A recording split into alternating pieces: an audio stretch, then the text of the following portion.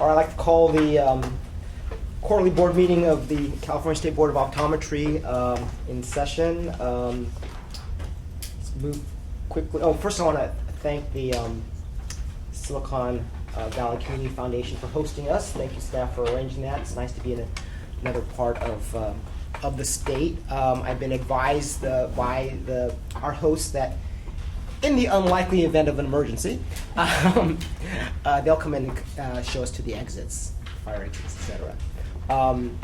And I think this is the home turf of our board member, Sid Brandvine. Thank you for having us here. I must say, given the headlines, this is probably the safest place in the world to be with Sid Brandvine, who is in charge of risk management for Google. So I feel very safe. All right, let's do item number 1, call to order, roll call and establishment of quorum. We'll call to order. We'll start with Rachel Michelin. Present. Lillian Wong. Here. Maria Salazar Sperver, who is absent. Deborah McIntyre, present. Martha Ruby Garcia. Present. Dr. Madhu Chawla, who is absent today. David Turetsky. Here. Sid Brandvine. Here. Dr. Glenn Kawaguchi. Here. And Mr. Mark Mordoni. Here. And we do have established a quorum. Okay, thank you. Moving on to item number 2, public comments for items not on the agenda. Do we have any members of the public who'd want to address us on items not on the agenda? For items on the agenda, you'll have an opportunity to talk directly on those too. Please come forward and. Am I the only one? Comment is not on the agenda. Do I just take a seat anywhere here? Thank you. Thank you all for coming to our neck of the woods, Silicon Valley. I'm going to introduce myself. I am Nikki Oravani, OD. I'm an optometrist and have been practicing here in the Santa Clara County. And I have a little personal experience. Will you spell your name for the records that staff is sure to get it right? Nikki Iravani, Iravani. Thank you, Dr. And I practice now here in Santa Clara.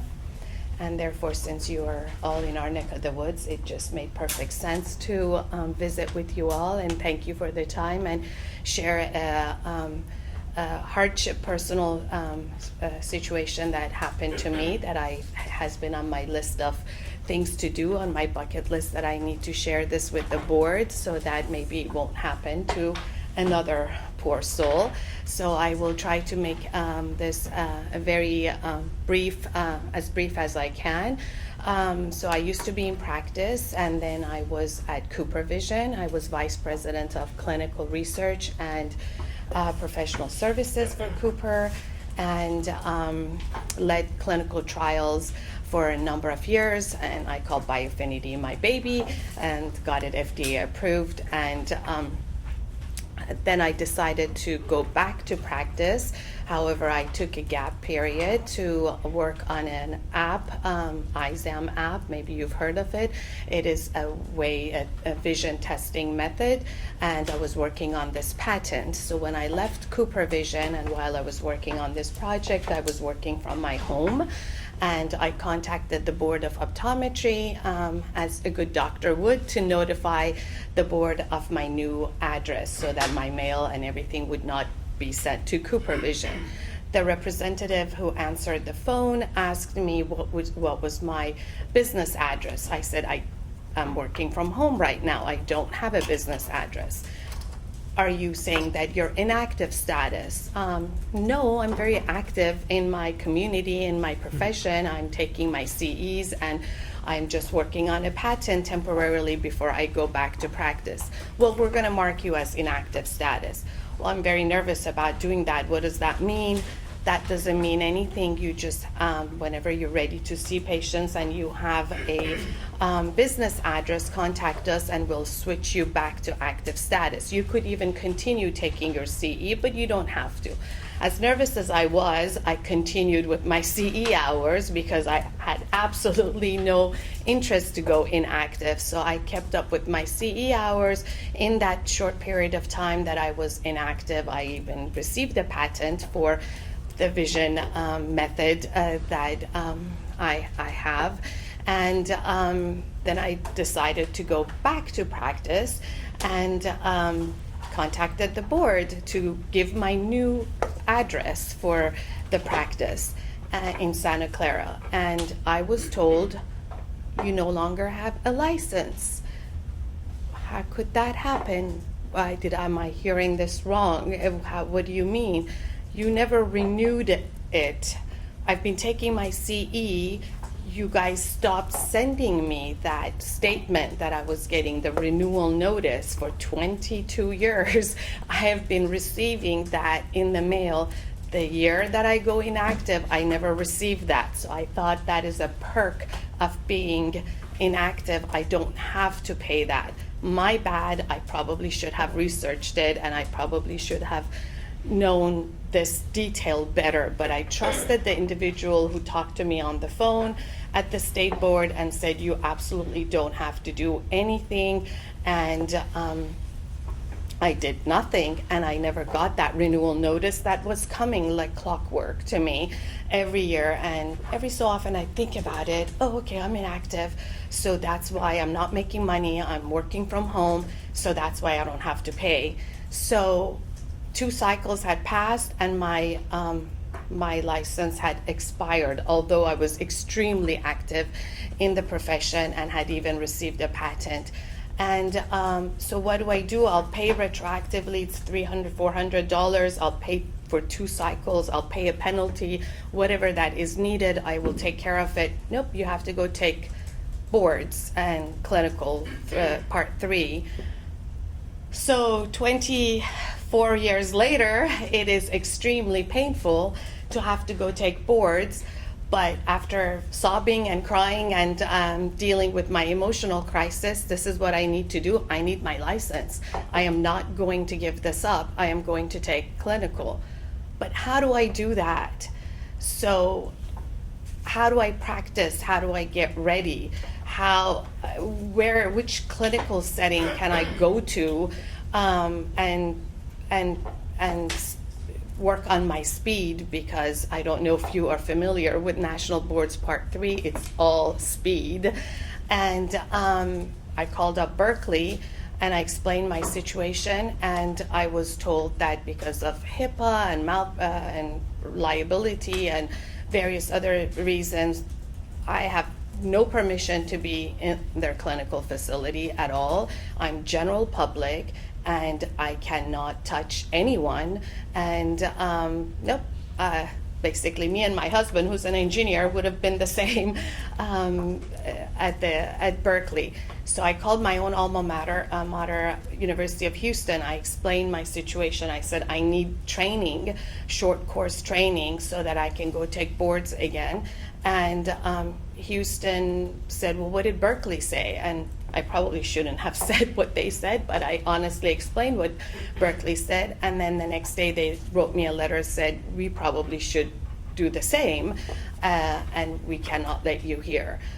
So going to my friends' offices and practicing on their patients, that's illegal.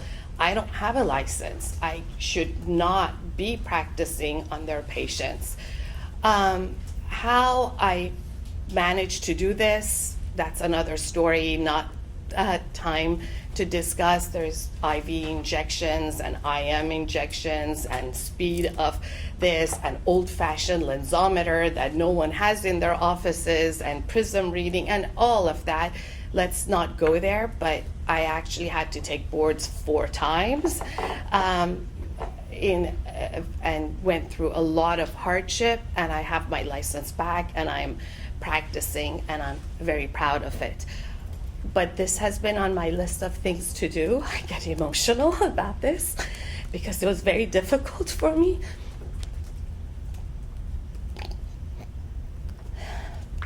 Take your time.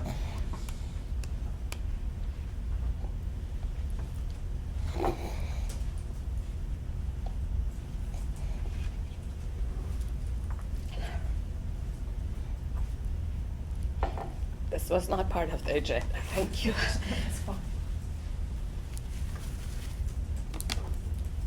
And many friends told me, why are you doing this? You're a vice president of clinical research. You can do consulting. You can, you have an app, you have a patent, you're an entrepreneur. Having my license was important to me. I did not give it up. And this could happen to someone else, maybe because of a hardship, maybe because of a sick child, maybe because of a divorce or whatever. They forget to pay that when they're inactive. And I think our board should send some sort of a reminder, a certified letter, a email notification, something that, even your Macy's credit card, if it lapses, you get something, several notices. And how do we just let a doctor's license expire without any formal notification? And if we can just put some process in place, my ask is two things. One, put a process in place so that doctors get a notification if they're in the situation as me that their license is about to get expired.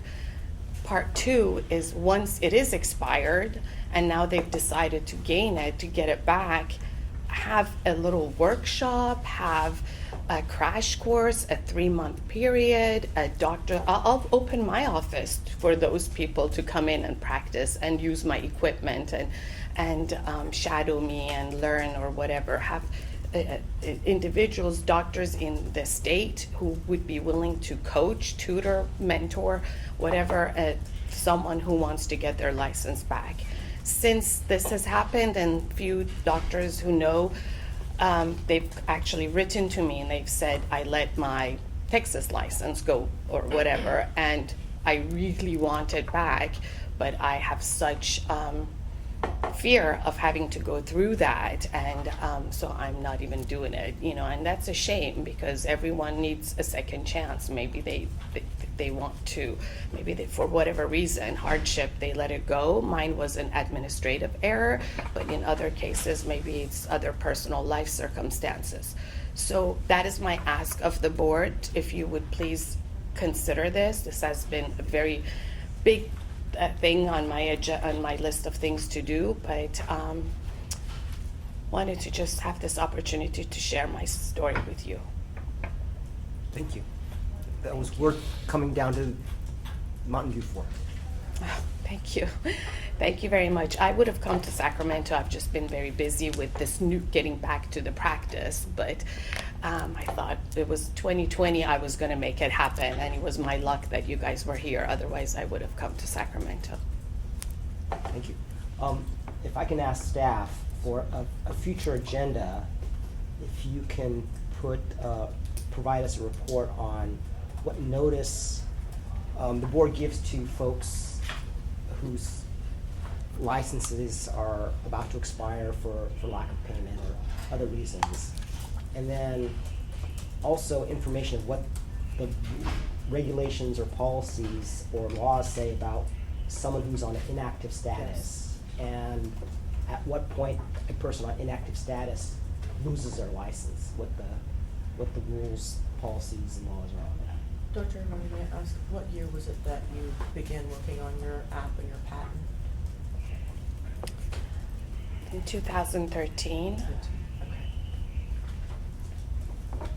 We will certainly research your individual case, and we'll contact you and see if we can, we'll look at how we can better address it for other licensees, but also then to just make sure that you were given the correct counsel by staff. Thank you. Even driving here, I called the state board because I thought, I wonder what is communicated if someone calls.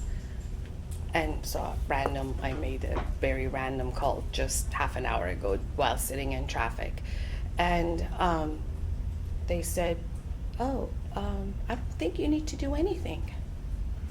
And I said, are you sure? And they said, well, you could send in an email and we can forward it to someone else. The person you need to talk to is Nancy. She's not here right now. And I said, but based on your knowledge, if someone goes inactive status, what do they need to do? Nothing. Don't need to do anything. So staff needs training, and this is serious business. If you guys are going to form a committee, or if you're going to evaluate this, if my time and my experience can be of any value, or my office for training other doctors in this situation, please reach out to me. Thank you. Okay. And thank you for going back and doing all the work that you did, because we need optometrists in California. And I apologize on behalf of, as a board member, that shouldn't have happened to you. So, but thank you for doing what you did. Thank you. It was very painful, very impressive painful. that you did that. So thank you. I appreciate it. Thank you. Thanks, Vicki. Thanks. Thanks for your time. So we can't really discuss this particular matter, so I'd like to move on unless there are any other requests of staff from other board members. Okay, let's see now, is Assemblyman Lowe in the building? Okay, given that, I have no real president's report, so why don't we, can we go to minutes? Yes, we could go to minutes. Are we, just to check in with staff, do we have our budget manager up and available by WebEx? Yes. I think if you're comfortable with that. That'll give Assemblyman Lowe a lot of time to. Do you want to do minutes then? Those of us down here can't hear. Oh, I'm sorry. We're trying to decide which item to go to next, whether the minutes or the budget. Let's go to minutes. Let's Okay, go to minutes. minutes, giving you a bit of time, and then we can go to budget. All right, very good. So, moving on to item 7. I'd like to open up the item for discussion for any corrections or comments on the October 25th board meeting minutes. And, oh, I'm sorry. Well, let me strike that. The assembly member has just arrived. Welcome, right on time. So as I said, I have, let me catch up here.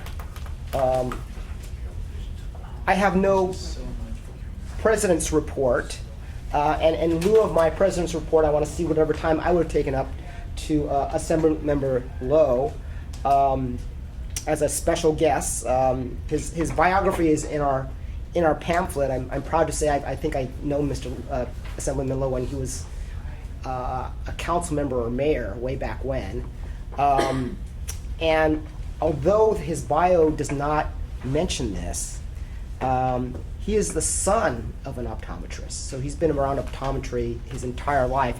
And in fact, his father, who I think is still practicing, appeared at our Berkeley board meeting and spoke and gave input. So, and I did not know that was who that was, so I hope I treated him politely. With that, Assembly Member Lowe, if you're ready, we'd like to welcome you to speak to us. Well, good morning. Good morning.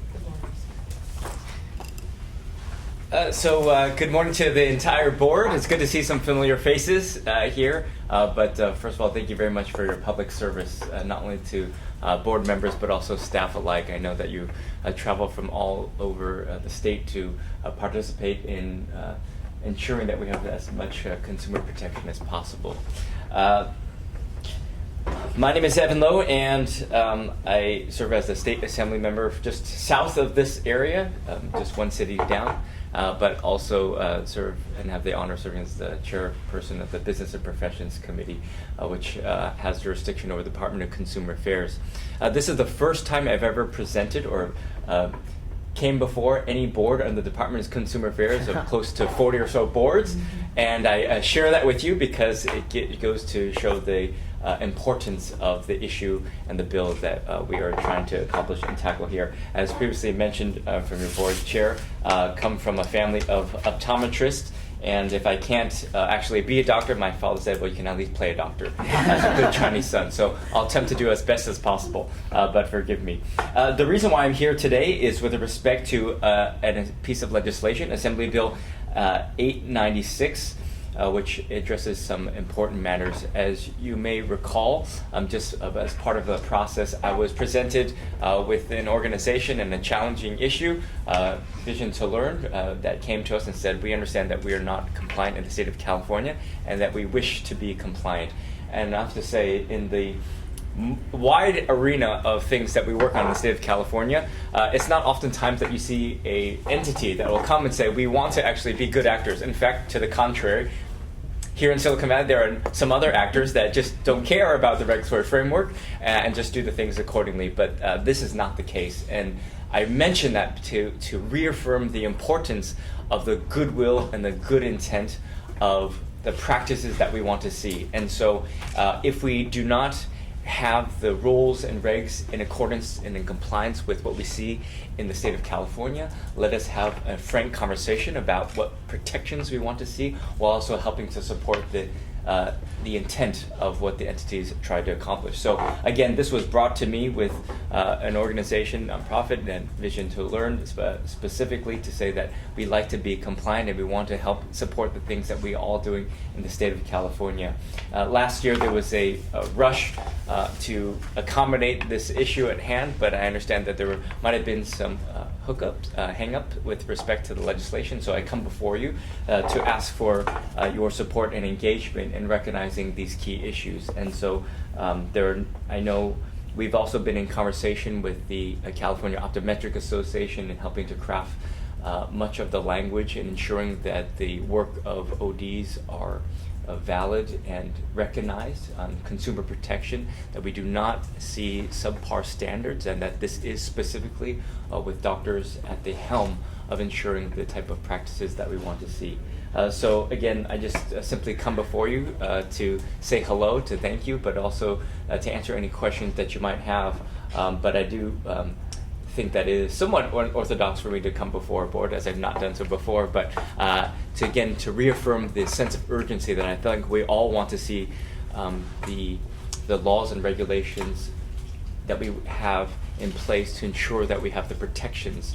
And if we don't, then we need to make sure that we are doing so. This is just in this one circumstance, but I see this all across the wide spectrum, not just in optometry, but wide spectrum, to which we want to help support and saying, if you are good actors, then we want to see that happen. So having said that, I'm here to answer any questions. And again, thank you very much for your public service. Thank you, Member Little. Thank you very much for coming to our meeting. It is unusual for an Assembly member to arrive. Usually it's us appearing before you. In fact, next year we will be appearing before you at the Sunset hearings, right? I know you know this, but perhaps members in the audience don't know it. I am president, but I am not an optometrist. You and I both. We have something in common. Yeah. In fact, I am the second president in a row that this board is elected as president of the Board of Optometry. And I think that says volumes about this board. We're all about the consumers, right? And consumer protection, and I appreciate the faith that the board has had in both of us and myself. And I may take a different view than an optometrist that's been practicing over the years. I think patient protection, consumer protection is important, but I also understand that patient access, consumer access is extremely important as well. And I think they both can live with each other, particularly for populations that do not get medical care. So this issue and this particular bill is really important to us, and we want to work with you to try to solve the problem.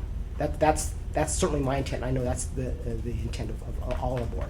So that's kind of my introduction. I want to open it up to the other board members to see if they have any questions or concerns that you can address. And of course, staff is talking with your staff, and I'm always open to you and your staff to discuss matters. We have a task force of board member Turetsky and Wong that down on that end that are point on this. So we're here to be open and communicative to you. So with that introduction, do any of the board members have any comments or concerns or questions for Member Lowe? I just wanted to say that Oh. I'm not an optometrist, but I am an optician. So it would be great, I'm really happy to meet you, it'd be really great, some of the things we're coming up in the opticianry program as well. That's great. Yes, certainly. I hope that this provides an opportunity for dialogue as well, too, to put faces to names, not only on this issue, but the work that you're doing as we anticipate then the sunset, as we can incorporate a number of issues that we want to address to making sure that we are on the forefront of much of the consumer protection and making it also work for many in the industry and in the practice as well, too. So I very much welcome that. Dr. Kawaguchi, you have your hand up? So, I did get a chance to meet your father in Berkeley. I'm so sorry. And so it was an interesting conversation because I said to him, "Thank you for having you, and thank you for the support that you've always provided to the board." And he said, "Well, he better." Optometry. So with your bill, we are interested in working through to make sure that these little consumers, the littlest ones, because that's who Vision to Learn has been serving, are protected. And so that's our major charge. And so we do look forward to continuing to work with your staff to make sure that that happens with this bill. Because, California, we have great opportunities in providing children with the vision that they need. We keep talking about the schools and how difficult it is for these children to get a great education, then make it through high school, on to college. If they can't see, they're not going to make it through very well. And so we've been on a very similar charge as Vision to Learn. We looked at it very differently at times, but we are interested in working through these things to make sure that we can find an avenue to provide care, but at the same time protect these consumers who don't really have a voice. So thank you for being here, and thank you for the opportunity to work with you. Thank you. I mean, I think, again, it highlights the collective efforts that we as a state need to do. In fact, it also shows the abdication of our roles and responsibilities that we are not doing this, and in fact that others need to come in and do the work that we are failing on as a state. And that is our obligation then collectively to say that what do we need to be doing to advance and accommodate and address those things. And in that absence, then you see other faithful individuals coming to forth saying, well, we want to solve a problem that the state, you have been failed to be able to accommodate. So again, this is reaffirming the commitment that we collectively have, I think, to the issue at hand about what you just mentioned, and what we attempt to do. The immediacy of this, though, is the similar standpoint to which, if we have, we as government are slow to adapt, and so how do we adapt accordingly while also ensuring the consumer protections alike? And I think that's part of the proactive nature that I hope to embody, to work collaboratively with the board to ensure that we do maintain the realities of how we can ensure consumer protection while also serving the populations that we have the obligation to also serve. Any other comments or questions by board members? Yes, Dr. Your Turetsky? dad hosted me when I was still a student at Berkeley. I was several of us, and that was 40 years ago. So, Oh, wow. Yeah. 4 years ago? Huh? Do you say 4 years ago? 4 years ago. Okay. Yeah. 40 years ago. I said I have good vision, not good hearing. No, 40 years ago. My biggest concern with this bill is that it doesn't go far enough. The way that it's currently worded, I'm afraid that there's going to be other folks out there who are trying to do right by the people of this state, and they're going to potentially be inadvertently injured by this bill. It's worded in such a way that one mode of volunteer practice will be legal, and other modes will suddenly be knocked out. We'll fall into the status that everything's in right now. Federally qualified health centers might have a problem. Faith-based groups might have a problem. I'd really like to see this bill expanded so it lets more people do the good work that VTL is currently doing. And that's really my biggest concern, is let's get more people involved in this, and let's make it a little bit more open. I appreciate the key essence of being audacious with legislation. I'm in the realm of what is also possible within the legislative process. I know Rachel is laughing because she also knows in her full-time job what I'm talking about. But certainly, how do we lay the foundation, the groundwork to get to that point? And in the world that my realm is, how do we then make incremental steps to get there, while also ensuring that we have the values and the statements to try to get to the direction that we want to do collectively as much as possible? And then how do we hold stakeholders accountable to help ensure that they are partners in getting us to where we want to go? So I share that optimism to get to that point as well too. So I have a question if no other member has a... I- Oh, go ahead. Well, thanks for being here. Good to see you. Likewise. I had the opportunity to actually tour Vision to Learn, and so impressed. And with Dr. Calgucci, we work very hard on children's vision. I'm a huge believer, and access is really important.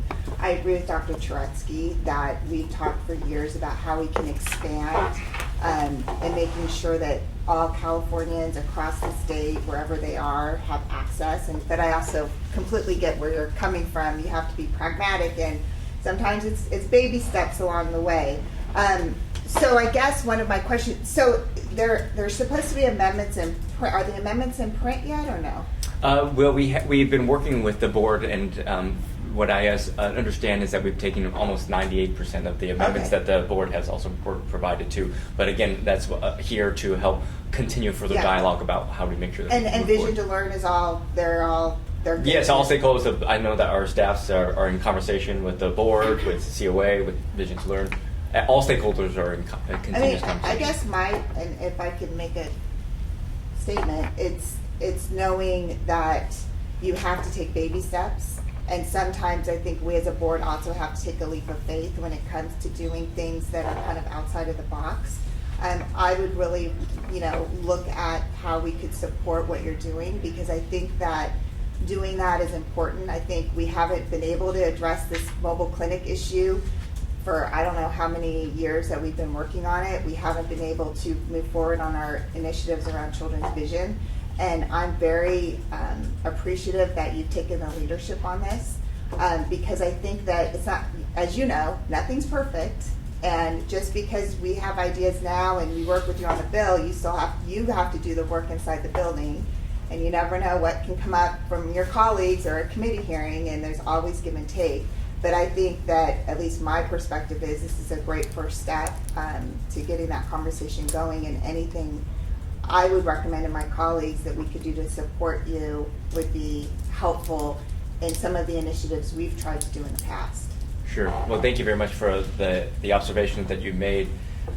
I think similarly, how do we recognize the goodwill and good faith effort to Vision to Learn about being compliant and be good actors? And to your point about having good faith, similarly then that of the regulatory framework, public consumer protection as government, legislature, and board. That's why we also put a sunset clause in here that we can revisit this conversation, that we will say good faith, but we also have a mechanism to ensure that we have the accountability and oversight accordingly to revisit this issue and then to make necessary changes accordingly. And I am deeply committed to that as the bill's author, as also the chair of business professions, and also working collaboratively with the board on ensuring that we can try to find the best conclusion as possible to this. So I share that as And I would well. hope that if this, my hope is that we can get this to work with Vision to Learn. To Dr. Tretsky's point, we can then look at the entire state and how do we work with other stakeholders, because Vision to Learn can't take on the entire state of California, right? How do we make sure? I mean, we've heard from folks in counties where there's only 3 optometrists. I mean, we have an issue with we don't have enough optometrists to meet the needs of Californians, and we need to address that. That's a consumer protection issue, in my opinion. So I think, like I said, it's a good first step to getting some of these things done. Sure. So thank you for doing this. Well, thank you. And I just got clarification from staff that yes, everything, all language is in print with respect to Okay, amendments, perfect. yes. Great, thank you. Any other questions from the other board members? So while you think, I'll ask my question. This kind of is the beginning, first step in a kind of broader issue. I mean, I totally agree with you that the state, and particularly this board, should not be an anchor dragging the course of the profession entering into the 21st century. And you know, I always ask for our regulations and laws. Well, why is this? You know, why do we add that additional piece of paper? And I think this board was very proactive in expanding the branch office license rules and expanding it because of that concern. We deal with, on a regular basis, issues about telehealth. And that's, you know, another 21st century topic that we struggle with. What are your thoughts? What's your guidance? On the idea of telehealth in the medical professions and in particular in optometry, if you have any, if you've developed any at all? Yeah. I think you're reading my mind. I was actually going to go off on a tangent and say, if you had no other questions, can I talk to you about something that I actually care about that I think you should know about? Okay. Fair enough. Is that all right with the board? Yeah. Because strange. I mean, I really didn't talk to you about it, so it's strange that you brought that up. Yeah. So the question was with respect to telehealth Yes. in the city of California, and not having the board and/or government stymie innovation. This is a particular passion of mine because I'm dealing with this with the California Dental Board right now. So there are companies, tech companies, that namely indicate to you that you can bypass the doctor. You do not need to see an orthodontist. Don't worry, we can straighten your teeth. We will send you a molding. You put it in your mouth, you send it back, we'll send you the tray back, and voila. You don't need to spend thousands of dollars to see that dentist, to see that orthodontist, and we just straighten your teeth. But the danger of this is very clear, that this is moving bones. You're actually moving bones. And these companies have under the consent forms that, yes, you've seen a dentist, yes, you've seen x-rays. By the way, you can't sue the dental board. These are significant challenges, and the consumers are not reading. And so what is happening? There are a number of complaints. The Better Business Bureau has approximately over 1,000 complaints against these companies that are bypassing dentists and doctors altogether and causing significant harm to individuals' teeth. So this is a situation to which tech companies are saying, well, we can innovate and we can bypass the doctor altogether. We're seeing some of these similar type of practices in the realm of optometry, that there might be some apps to which you can then just have your app, download your app, and then get your glasses sent to you. But as ODs well know, this is not a comprehensive eye exam, and comprehensive eye exams also test for additional health challenges. So I think that is something that the board should certainly take a look at in the very near future. What is the dental board? What are some of the other boards in the Department of Consumer Affairs doing with this unique challenge? But this is front and center. This has been front and center, to which this is the frustration and challenge that I have representing Silicon Valley. These venture capitalists and these tech companies want to innovate and disrupt and say, we are going to ask for forgiveness, not for permission.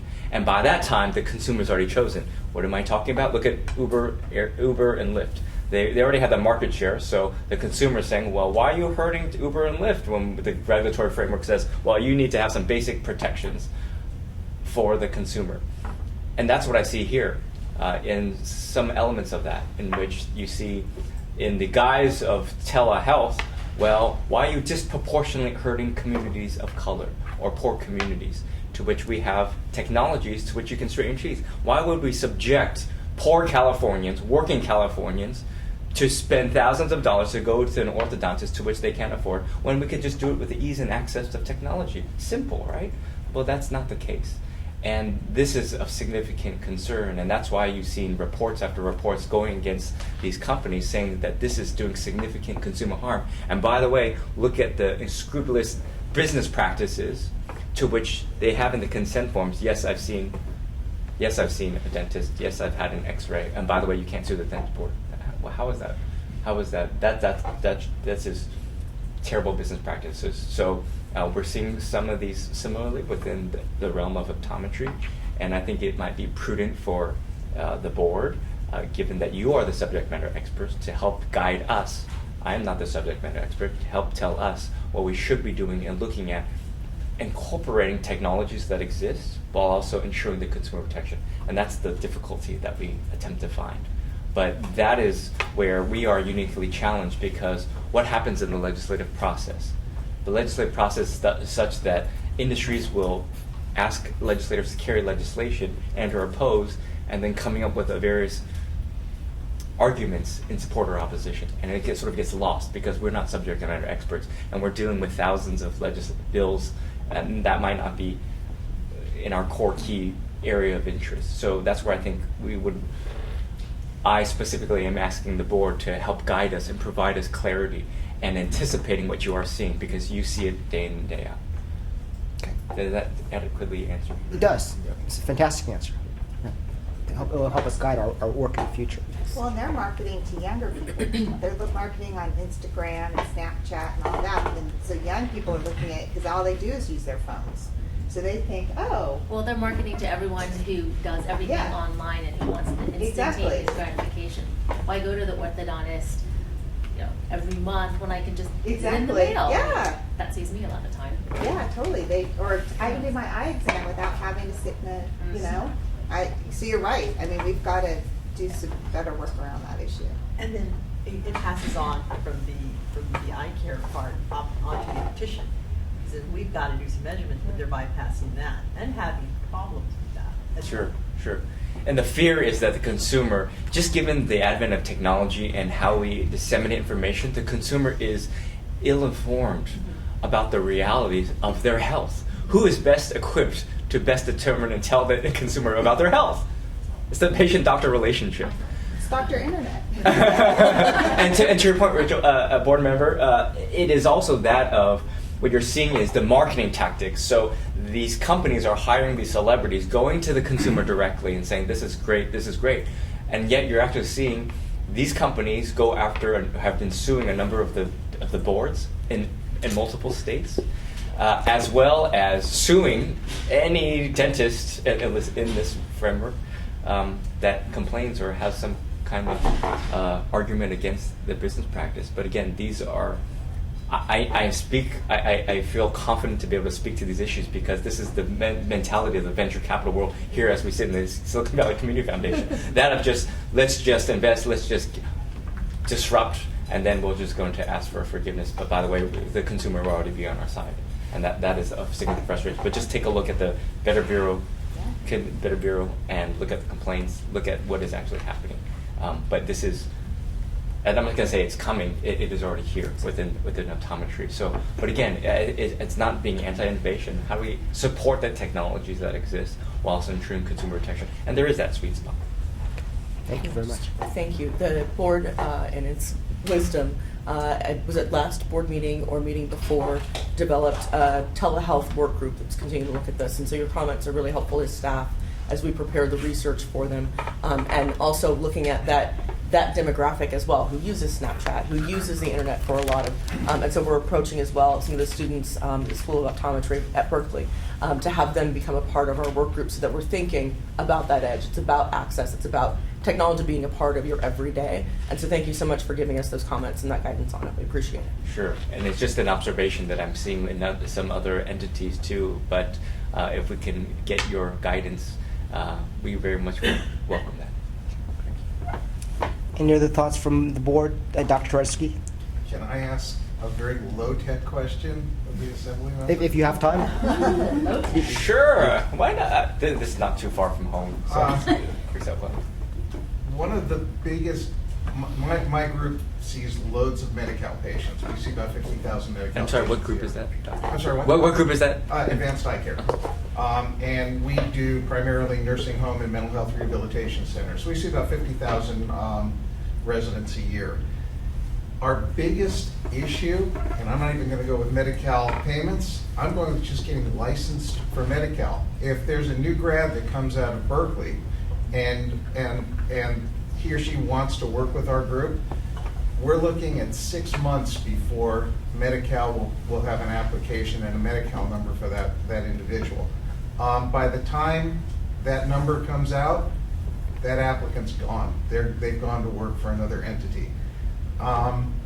It's a problem. Supposedly, there's a system called the PAVE system. I don't know if you're familiar with it, but that was supposed to improve turnover time to 2 weeks to a month. I still have a doctor who's going on 5 months now, waiting for a number. It's a big access issue because we're dealing with lots and lots of patients that are covered by Medi-Cal and a limited doctor pool. And the folks that really do want to treat these folks can't get a Medi-Cal number in a reasonable amount of time. I did have one issue where I spoke to the head of the Department of Healthcare Services, the State Department of Healthcare Services, about one specific doctor that we were about to lose. And he spoke to the folks at Department of Healthcare Services, and I had that doctor's number in 36 hours. So I know it can be done, but it just doesn't get done. A 6-month wait, which is better. It used to be over a year. I was waiting 13 to 14 months for a number, even though in statute it's supposed to be out within 180 days. If there's anything that you could do to expedite that, it would benefit optometry, dentistry, physician, everybody would benefit from this, and especially the consumers, because there'll be more folks that can offer care. Thank you very much for that. We also have the chief consultant for the Business and Professions Committee here is on my team, Robbie Sumner, my chief of staff, who will also stay here to help follow up with you on that, on the specifics, whatever we can do to help address that. Monday's fine if you can have it ready by then. Sure. We will try to do as expeditious as possible. I assure you. Thank you for that. Anything else from the board? Member Lowe, thank you very, very much for hosting us in your, well, actually this is not your district, but near your district, and we look forward to communicating with you on this bill and others. Yes, thank you very much. Again, thank you very much for the public service that you're all providing and to the staff as well. Yes, very grateful. Thank you. So Thank you. At this point, I'd like to go into recess because we're going to do some high-tech communications with Sacramento. And folks can go on a bathroom break.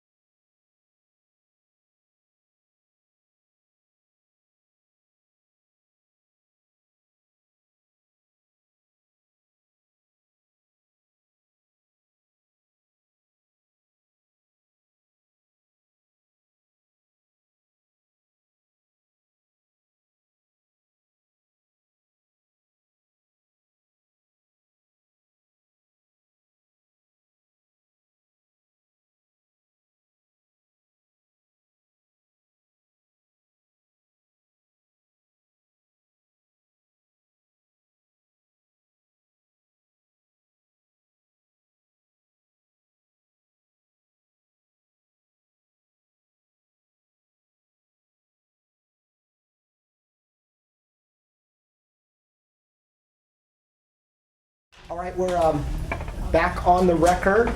Let's see now.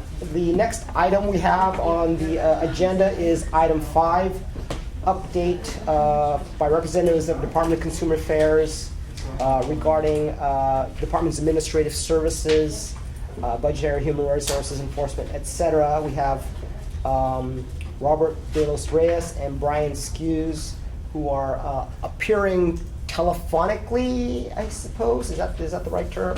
Skype. By Skype. Even better, by Skype.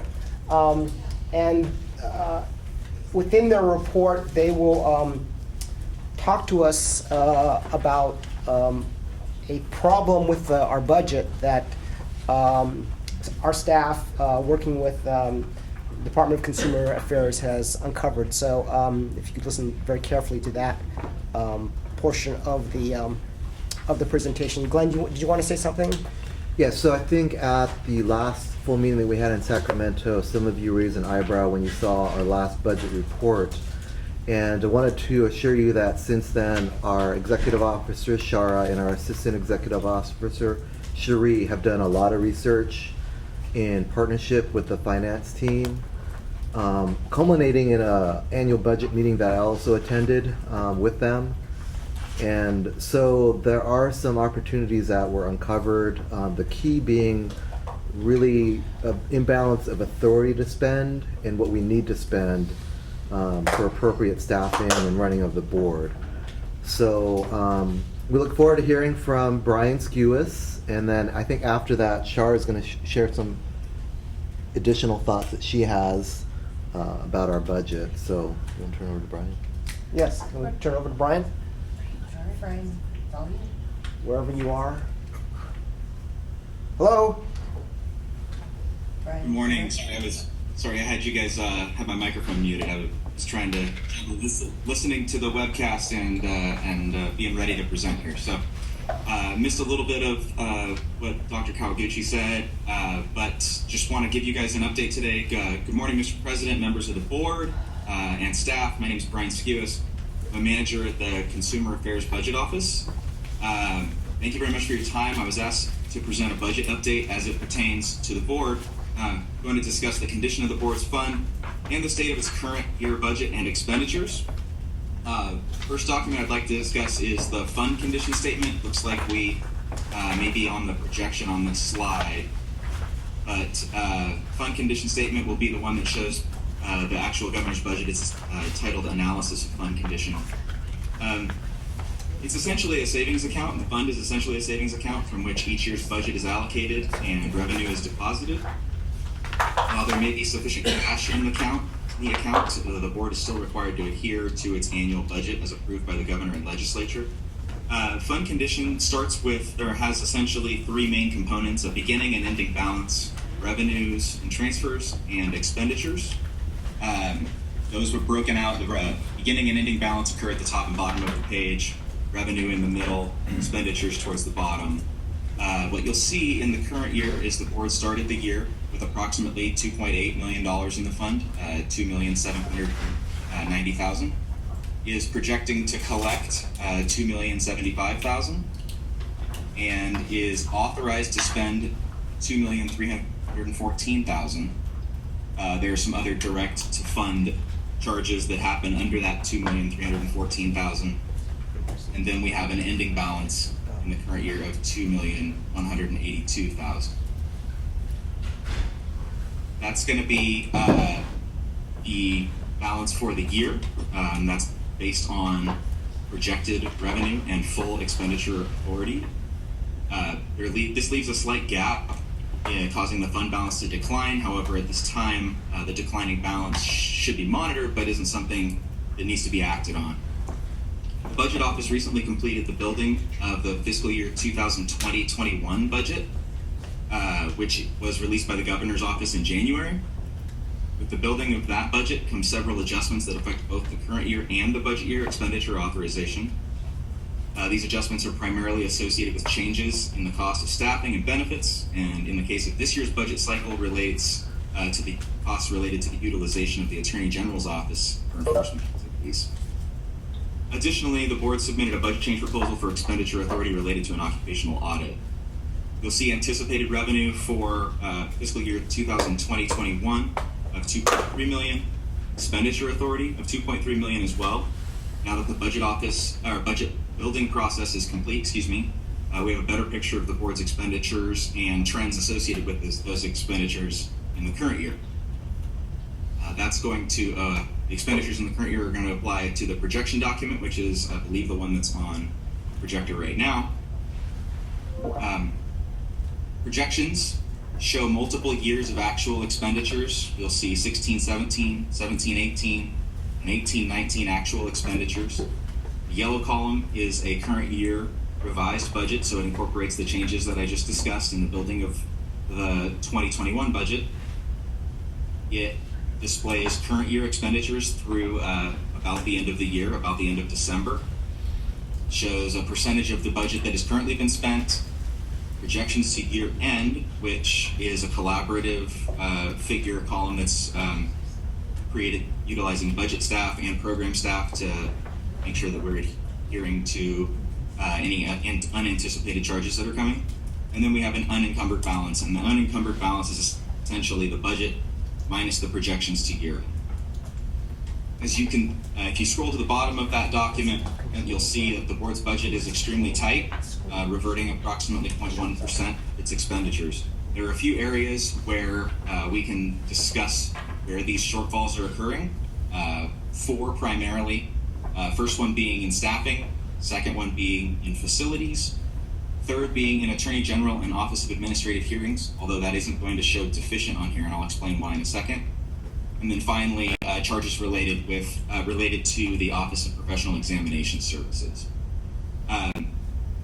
The Attorney General and Office of Administrative Hearings charges, if you look at prior year information, you can kind of see that number growing as we go through 15, 16, 16, 17, 17, 18, 18, 19. You see those numbers jumping pretty significantly, and that's up until the current year been related to the utilization of Attorney General charges and OAH charges. In fiscal year 1920 and ongoing, we experienced an increase in the Attorney General's hourly rate. So part of the increase in Attorney General charges is due to a increase in the rate that is being charged to the board. On top of that, there is significantly more workload being sent to the Attorney General's office. I know there's a few specific cases that you're probably aware of that the board is working on that's driving those charges significantly higher than they have been in the past. With that, we have a special control section in the Budget Act that the Budget Office and the board are working on achieving an augmentation that would make those line items whole. That's why you see no deficiency in those 2 lines. Our best projections at this point show $398,000 spent for AG and $123,000 for Office of Administrative Hearings. So with the utilization of that control section, we'll be able to make those 2 line items whole, which keeps the board's budget solvent through the year end. All in all, the board's fund, the savings account, has sufficient reserves. However, the budget is tight, and we are working with the board staff, to make sure that we adhere to the confines of the budget. Moving forward, I would recommend board staff working with the Budget Office to craft pointed and specific budget change proposals centered around the areas that we identified deficiencies in, to create some agility in the budget that is currently lacking. At this point, if there's any questions on the fund condition or the budget, building process, or the current year expenditures, I'm happy to answer those this time. I'm sorry? If there are questions. Okay.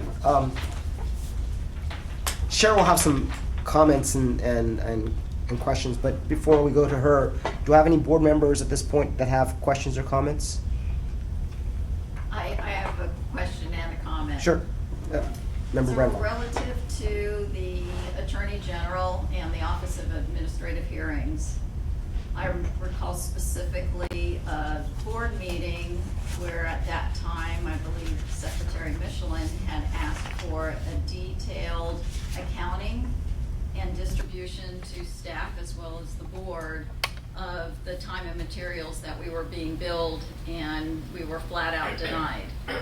So I'm rather surprised that we have had difficulty with budgeting.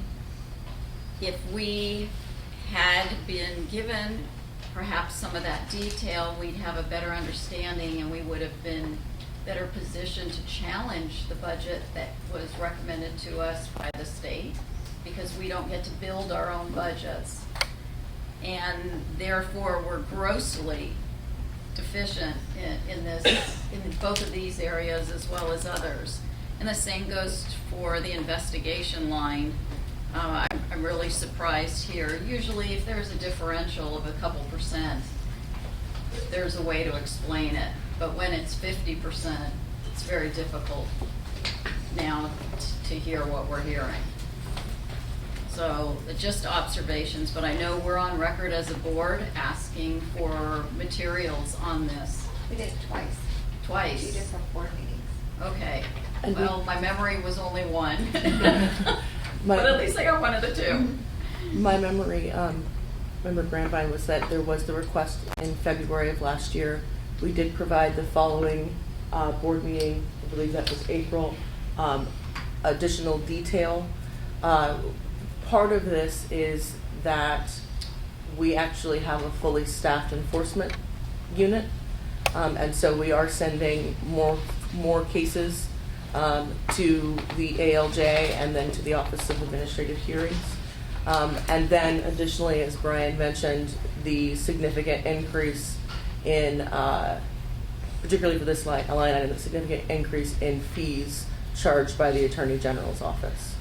So I think what we should do is to go back to the materials that we provided at that board meeting following February 2019, and then see if there's additional information that we could have provided to you at that point.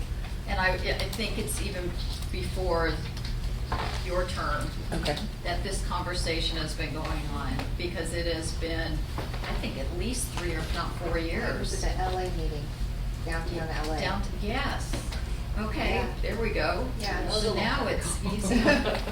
Yeah, so it's been gradually increasing, but the significance of the increase, irregardless of what a likely raise in fees might be, because it's the state and they don't give, I don't think, salary increases of 25 or 30%, but and I can appreciate that the load is increasing now because we have opticians in addition to the optometrists. But that does not include this line item. However, Yes. in this line item, to my point, Mhm. it's really, something's askew here.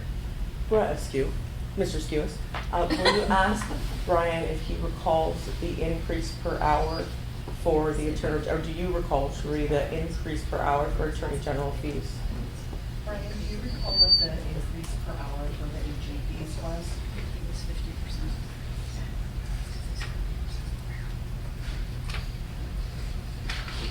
Brian, are you on the line still?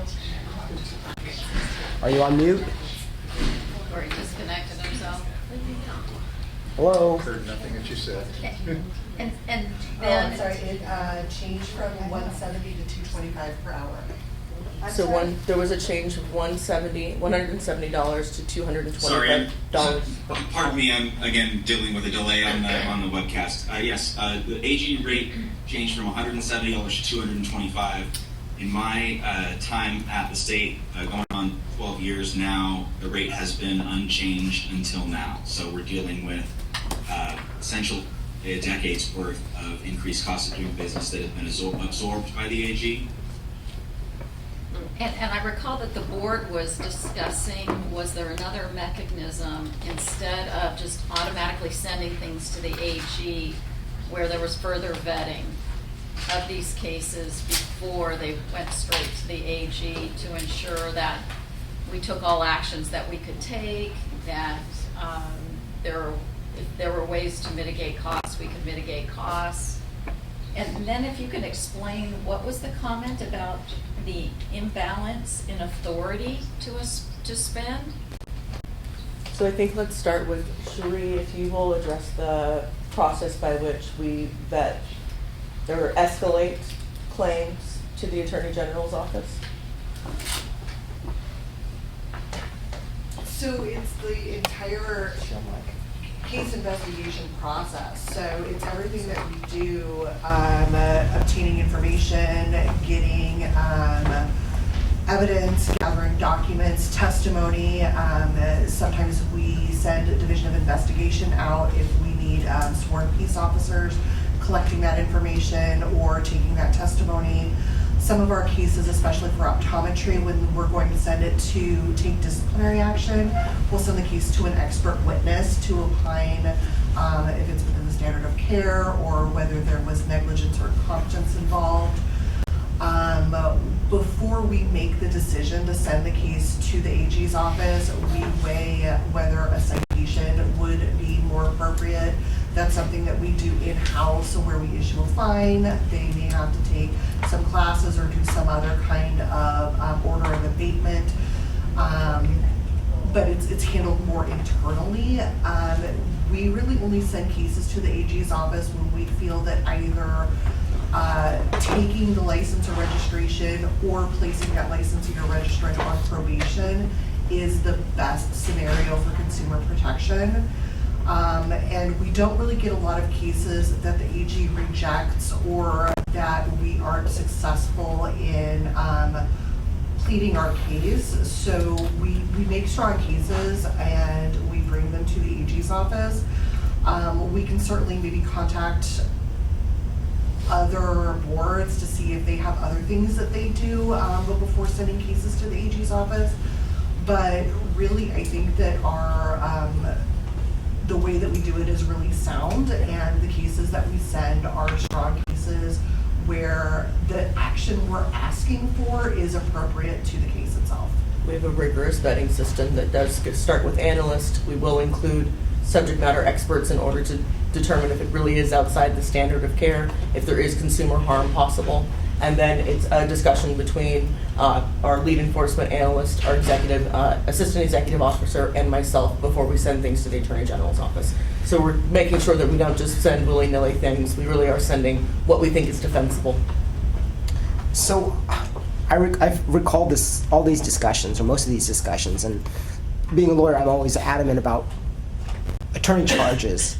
I do recall seeing a report by staff on way back when, the report that Shara mentions, and perhaps you should distribute that report to the board again.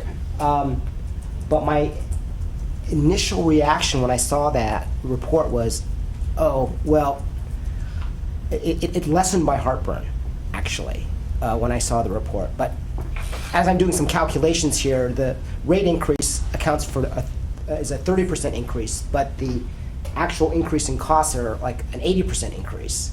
So there is something askew there that we should take a look at.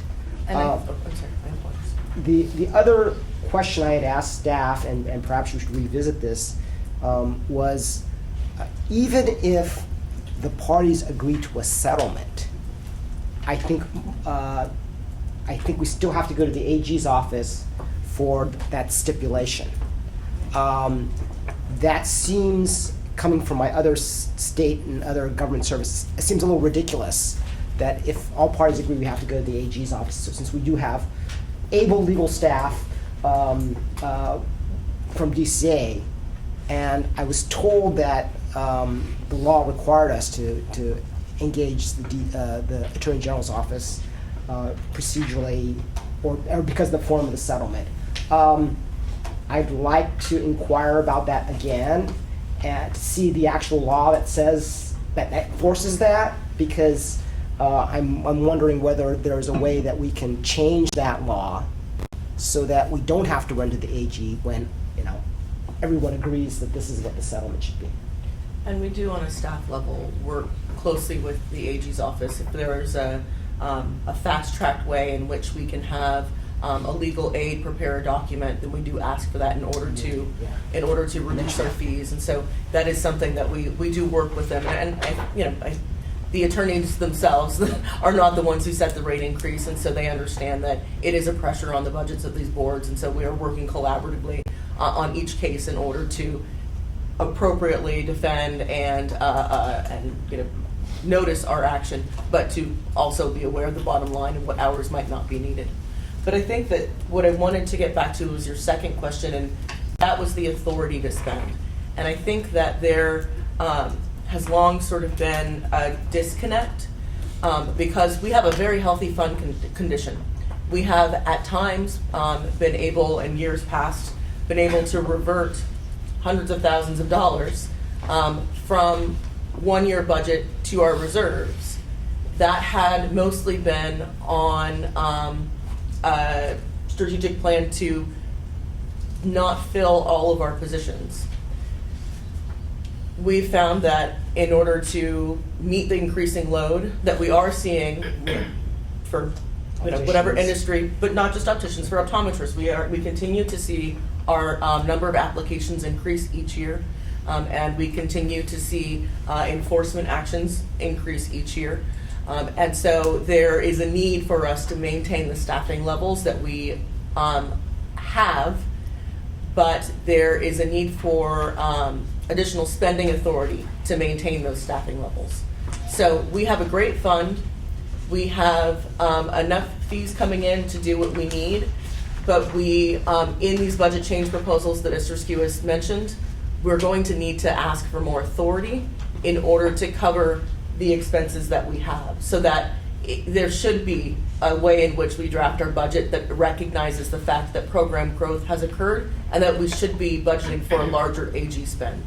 There are other places where, as well, you've seen all the deficits, where we're running our programs within line, but there haven't been budget change proposals requested to continue to fund, the program growth that has continued. I'm somewhat then surprised. I'm pleased that they have, after 12 years or however many years, they've seen a need to increase the rates, and they went ahead. It likely did not happen overnight. It was likely a long period, probably a year or more. Why we weren't even given a heads up that this might have been in process, so we could have challenged the budget proposal that was delivered from staff within on the finance team, is somewhat perplexing, because I would have thought with their presentation, for us then to vote to accept a budget, we would have been given the footnotes that there are some areas and some caveats that we're looking at an increase in hourly rates and or expenses in general. And I think, unfortunately, there was some lead up. There might not have been statewide communication as best there should have been, but the augmentations at this point are the way in which they've been handling that. So we have requested, as Mr. Skewis said, last year we requested $56,000 to cover our additional spend within the AG costs, and this is a mid-year adjustment, and we're again using that mid-year adjustment in order to eliminate that deficit in that line item. I think that this is the way in which they're trying to make this less of a shock, but there probably could have been a greater communication to boards and to departments as a whole that this was something that would be coming down the pike. Then my suggestion would be, as we're entering the next budget cycle coming up in the next couple months here, and our vice president is typically the one who is the liaison, to ask those questions about what increases in fees might be coming our way, even if they say they don't anticipate it for a year or two, just to get it on our radar, so that we're not surprised like this. And I want to make sure that I'm differentiating that you mean fees from those vendors that we use in order to run our board, as opposed to fees from our licensees. Fees that come from services Yes. that we purchase from Yes. the state. Exactly. So, to turn the conversation a little bit, Mr. Skewis, I'm a lawyer, and they said there'd be no math, but unfortunately this is math. From what I understand, we have a fairly healthy budget. The problem is we don't have the permission to spend money in certain key areas in that budget. Is that right? Hang on a second, let me repeat the question. Brian, Mark is asking for clarification that we have the money in our fund, but we don't have the authority to spend the money, and that's what the problem is, correct? Correct. So we have a healthy fund. We have several $1 million, approaching $3 million in the fund at the beginning of this fiscal year. That's more than an entire year's worth of budget and expenditure authority, current expenditure authority. And in addition, the board will continue collecting fees. So the board has significant cash in the savings account, trying to be as simple as possible. The budget itself is still subject to approval by the governor and legislature, and we have to adhere to that budget. So the only way, there are a handful of ways to increase a program's budget or spending authority. That would be through governor or Department of Finance directives, budget letters. We see many of those every year related to the cost of doing business through budget change proposals. Budget change proposals generally take about a year to a little bit more to become effective, depending on where we are in any given fiscal year. But yes, the board still has to adhere to their spending authority regardless of how much cash is in the fund. Budget change proposals and increases in spending authority would be subject to whether or not there is sufficient reserve in the fund. And that's a big talking point in discussing whether or not a proposal is viable, is can you afford it, at least in the limited term, not indefinitely. And then finally, I heard one other comment earlier about the AG rate increase, and I just wanted to make a point of clarification that the Department of Consumer Affairs was, by and large, unaware of the AG rate increase. We had heard rumblings that it may happen, but the letter that we received was dated June 28th with an effective date of July 1. So we were given the weekend to chew on a 30% increase to AG rate. And the Department of Finance and the administration delayed the implementation of that Attorney General rate increase by 2 months, saying that they require a 60-day notice before a rate change. But for the most part, we were completely in the dark as to what that rate would be and the process by which we would adhere to our budgets in the current year with a rate increase that occurred after the approval of. Thank you for that clarification. So to follow up on my questions, it's extremely unfortunate and disappointing that this problem concerning permission to spend is popping up now as opposed to when we created our budget in the first place. But given that, do we have the department's 100% support in making the necessary changes so that we can fix this problem and so we can spend our own money without causing a disruption of services or protection of the public?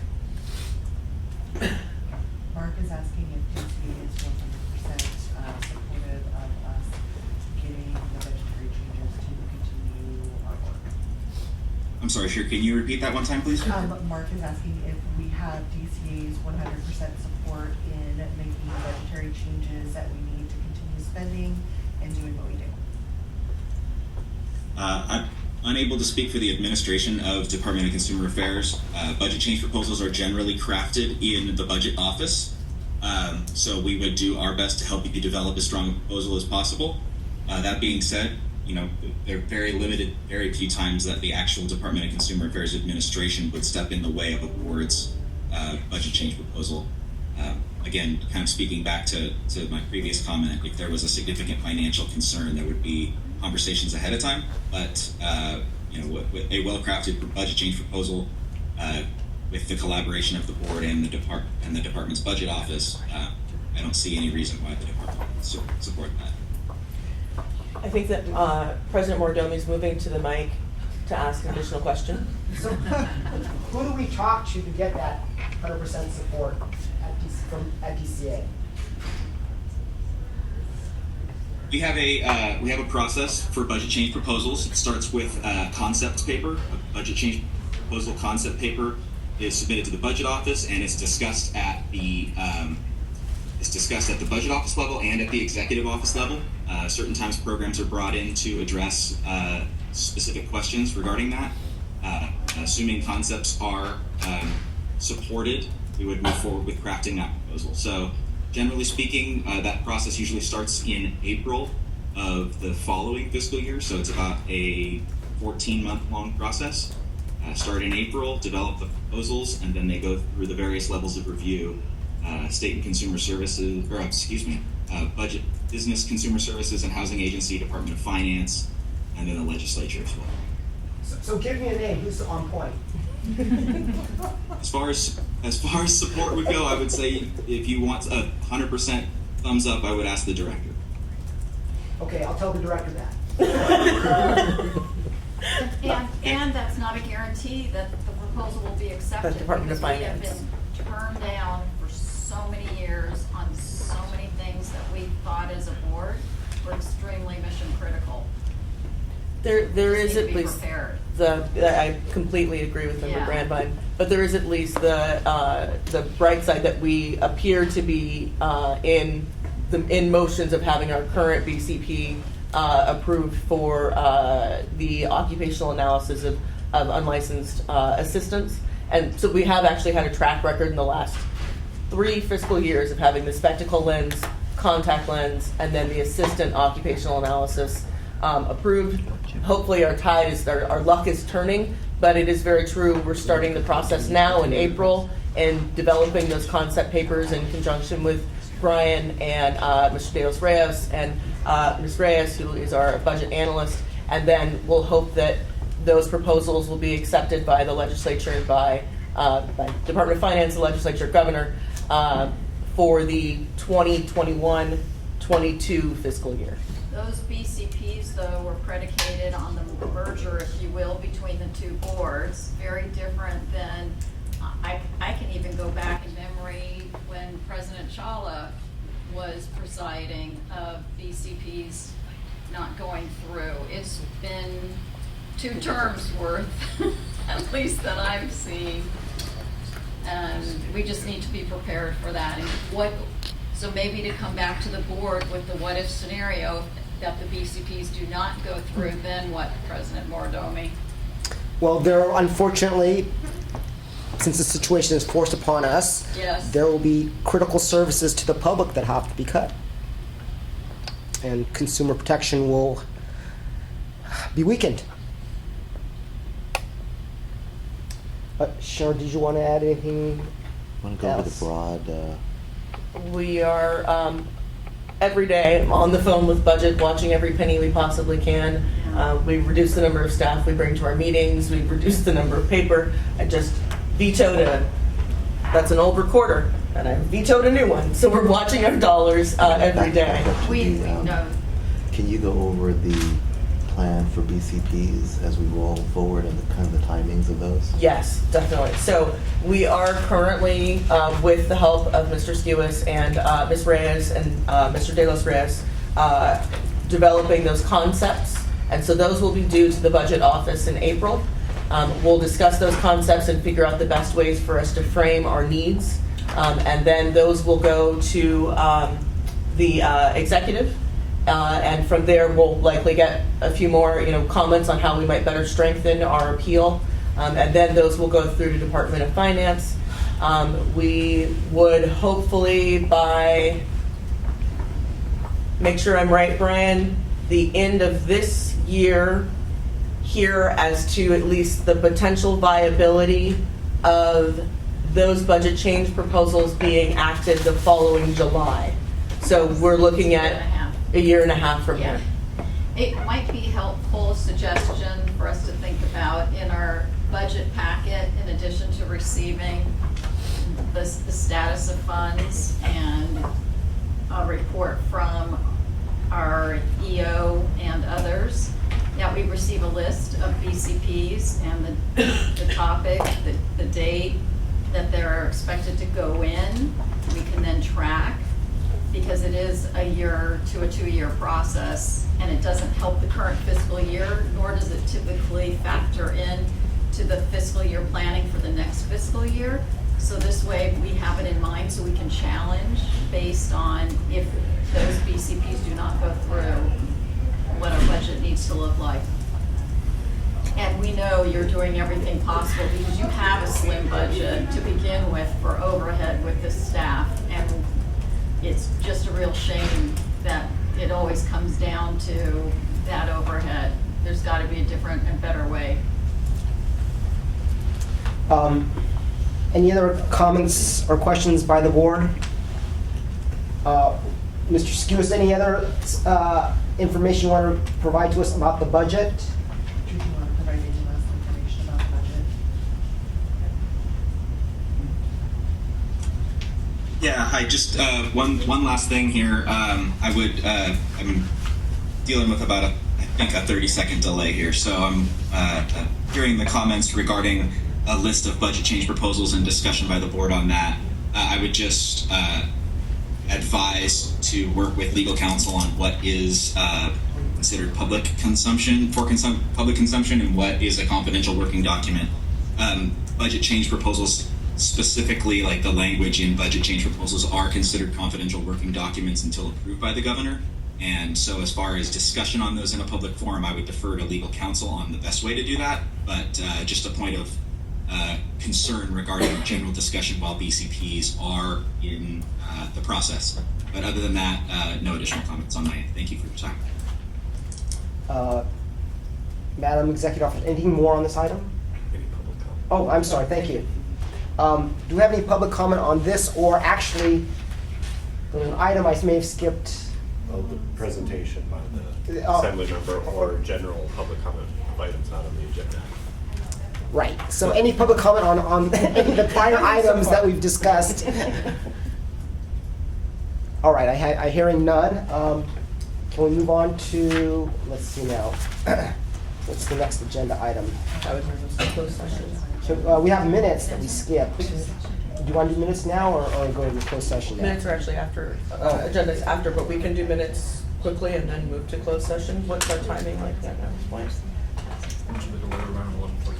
Lunch will be delivered in 30 minutes. Okay, so why don't we go ahead and let's take up minutes. If we're able to kind of fill in some things before lunch arrives and then move into closed session. Very good. All Okay. right, so let's take up the October 25th, 2019 board meeting. Do you want to say anything about the minutes before I ask for board member comments? No, I was just gonna ask for that same thing, any comments, suggestions, points of contention? October 25th, 2019 board meeting. Anybody? Yes. I have a couple of questions. One is on page 14. Mr. Swan, I believe is Ms. Swan, but above that, regarding the shorter required trainings, Mr. Mordomi is exercising his discretion and allowing one full per diem. Was an amount discussed? What is considered a full per diem? I think we might need to call that out. Is it 8 hours? Is it $100? Is it? Oh, it was meant to be the $100. Okay. We can clarify that. Is another typo on page 15? I don't know. Someone can write this for typos. If I can make a suggestion, let's hit some of the substantive comments to the minutes.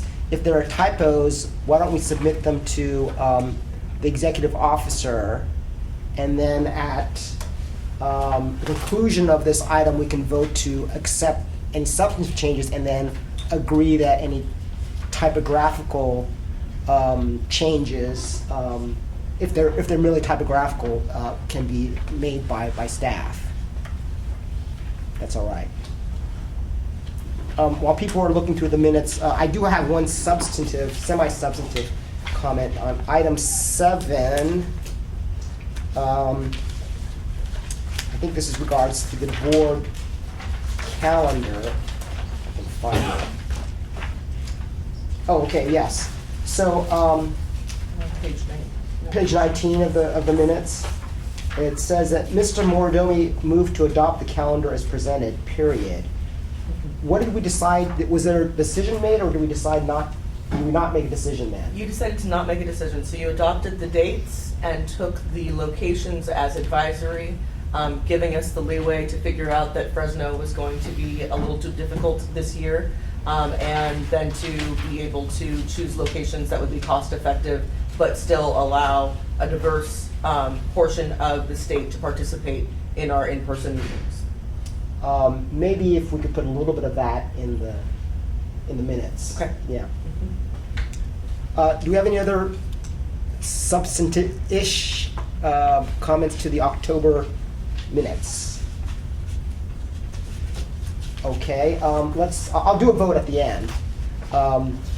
What about the minutes for the following meeting? January 31st.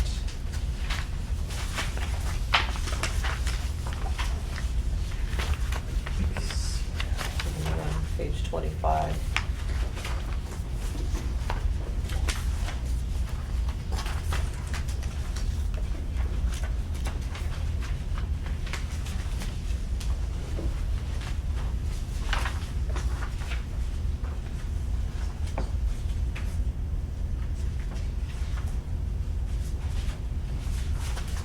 Any board member comments? All right, hearing none. If I can get a motion to adopt both minutes with the substantive changes that we've discussed here and allowing the staff to make any typographical changes as submitted by the board. Is someone willing to make that motion? I'll make that motion. That was Member Wong. Do I have a second? I'll second that. I'm sorry, who was that? Ms. Garcia, sorry, my vision is inhibited here. What, and you remember the. We have an optometrist who can handle that. Do we need to call roll on this for the vote?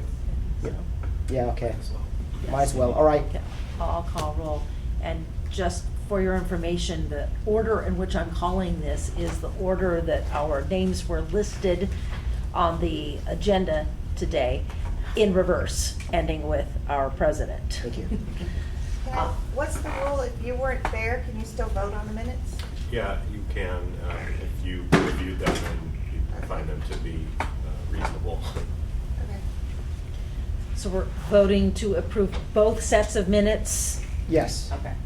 If that's all right with the board, I can separate them out if you want, but I think given the legal counsel's advice, I'm prepared to vote on both items, even though I was absent for one of the meetings. So voting on both sets, Ms. Michelin, Aye. Dr. Wong, Aye. Ms. Sperber is absent, Dr. McIntyre, aye, Ms. Garcia, Aye. Dr. Chawla is absent, Dr. Turetsky, Aye. Ms. Brandvine, Aye. Dr. Kawaguchi, Aye. and Mr. Moridomi. Aye. Item passes. Closed session? President, if you. Oh, I'm sorry. We probably should have taken public comment before the vote, but failing to do so, we can consider. If there's it any now. public comment, I welcome it, and I'm happy to redo the vote if there's any public comment and you want us to redo the vote. All right, no one is popping up to comment, so let's proceed to the next item, which is closed session. Which is closed session. And we have lunch right in here in 1:45, so we'll begin, and hope that we can reconvene at, we'll say 12:45, just to give folks a roundabout. But if closed session discussion takes longer, then of course we'll notify you that we're not ready to proceed with open session yet. Okay. Thank you. We're Thank you, folks. closed Go session. to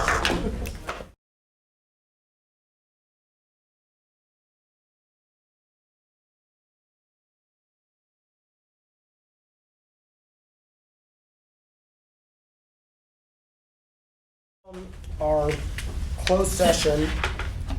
I would like to skip around the agenda a bit, just to do the higher priority items first while we're still awake after lunch. I'd like to move to item 10, update, discussion, and possible action on changes to Title 16, California Code of Regulations 1536 on continuing education. Who will introduce that item? I'll do that. Okay. Just speak a bit louder so we can't hear. Oh, okay. I'll use Oh, that's my fault. Yes, I'm sorry. I'll use my inside voice. And we're on page 92 for everyone. Yeah, page 92. This is some proposed changes to our continuing optometric education regulations. This is something the PEC has been working on for off and on for a little over 2 years. The first PEC change that was made, actually the board made, was to change the number of CE hours that can be completed via self-study from 20 to 25 hours. At the last board meeting, there was the board had indicated they want us to move forward on that regulation because that had not been acted upon. So one of the things that we wanted to do was include that change along with the other change that PEC has been discussing in the last year.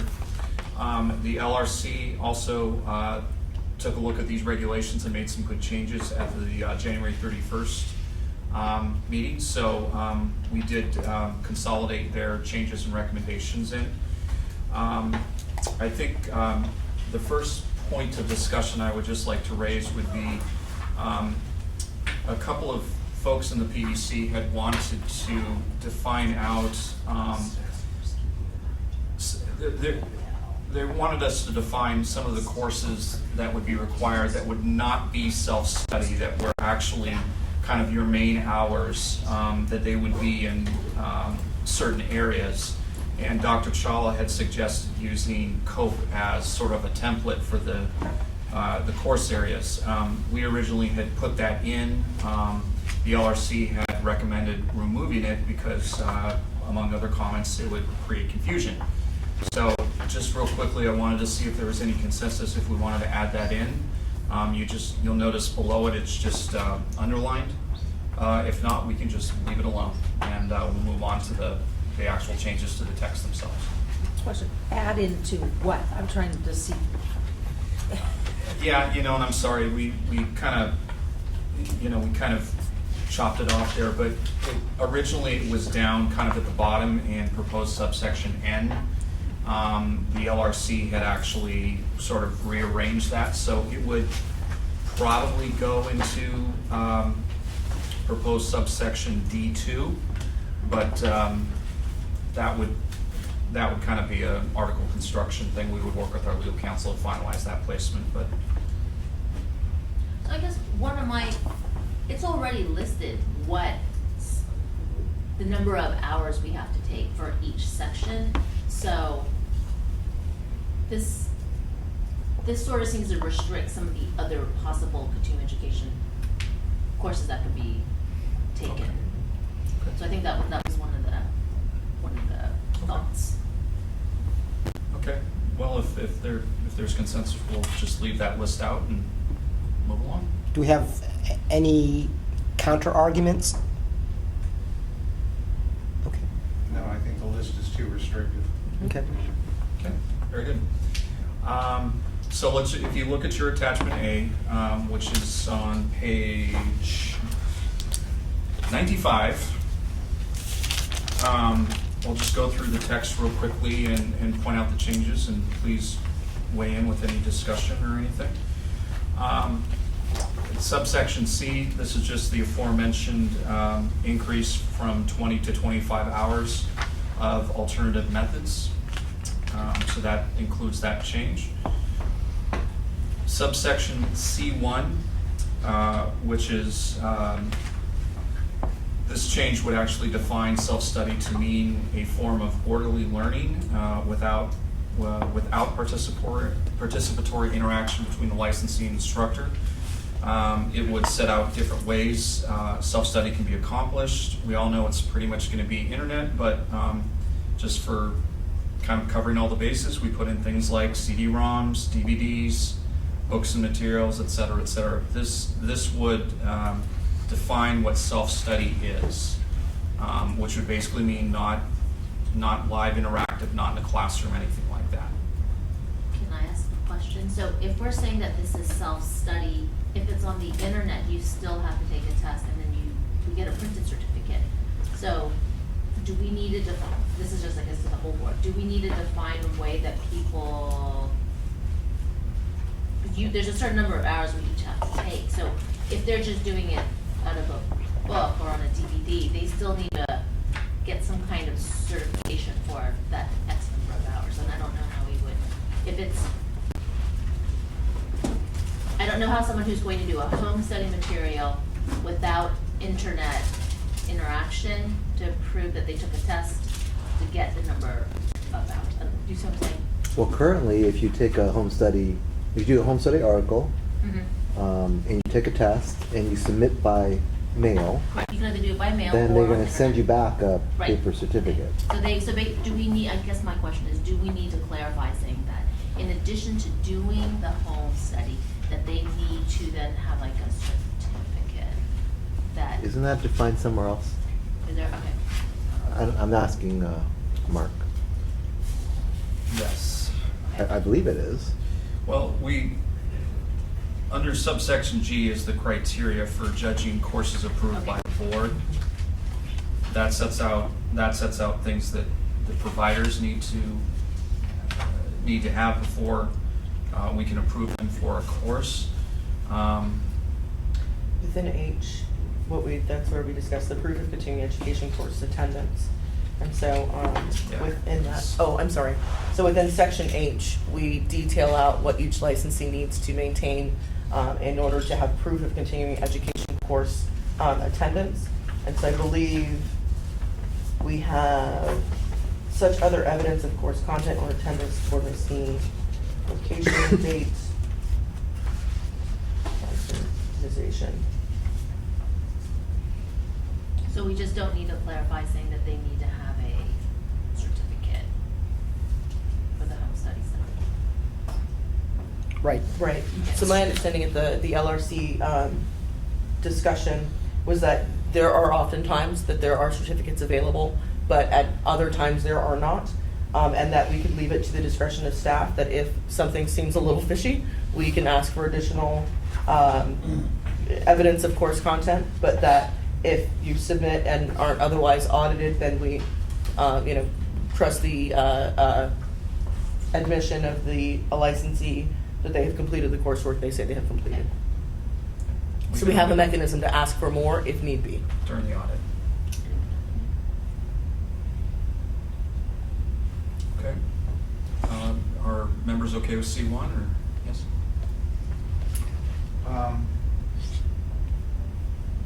How will we know if a course like basic life support, elder abuse, child abuse prevention, continuing medical education, something that doesn't go through the board before you take it, how do you know that does an optometrist know that would be acceptable? Well, you'll notice that those courses are already listed as, 2, 3, 4, 5 is the CPR. 6 is any CE course considered for AMA or Category 1 of the American Medical Association, etc. So that's already listed there. All right, so we're not going to have an approval number, approval letter, an approval, anything from the board? No. Okay. That'll just be for courses that the board, like the PEC, would approve. Okay. Okay. Proposed subsection C7, existing subsection C7, we propose raising the amount of CEUs from 8 to 12 hours. We actually just held a very successful 2-day workshop. Our optometrist participated for a total of 16 hours, but we can only give them credit for 8. We fell on 12 as being just a good sort of happy medium. That wouldn't interfere with totals, including glaucoma compliance, but would recognize the 16 hours needed for licensees to participate in those 2-day item writing workshops that are imperative to our ability to have a valid test.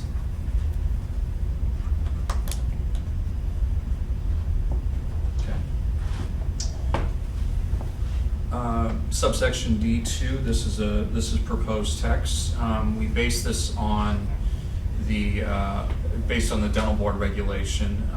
It further defines what live and in-person interactive means. This is one of the things that the Practice and Education Committee had wanted some discussion on was what does it mean to be live in person? What does actually in a classroom mean? So in doing some research, we found that dental board had some good template language. It also sets out that once you do your 25 hours of alternative methods, the remaining 25 hours would need to be live and interactive course study. And as it is set out here, it must be live, in-person, and interactive, and in theory would not allow these courses to be taught via the internet, like on Skype or something like that, with participatory interactions. So, We've given definition to both what it is and what it isn't, so as to not have a loophole in the center where licensees won't be clear about how their CE work might fit into the requirements and regulations.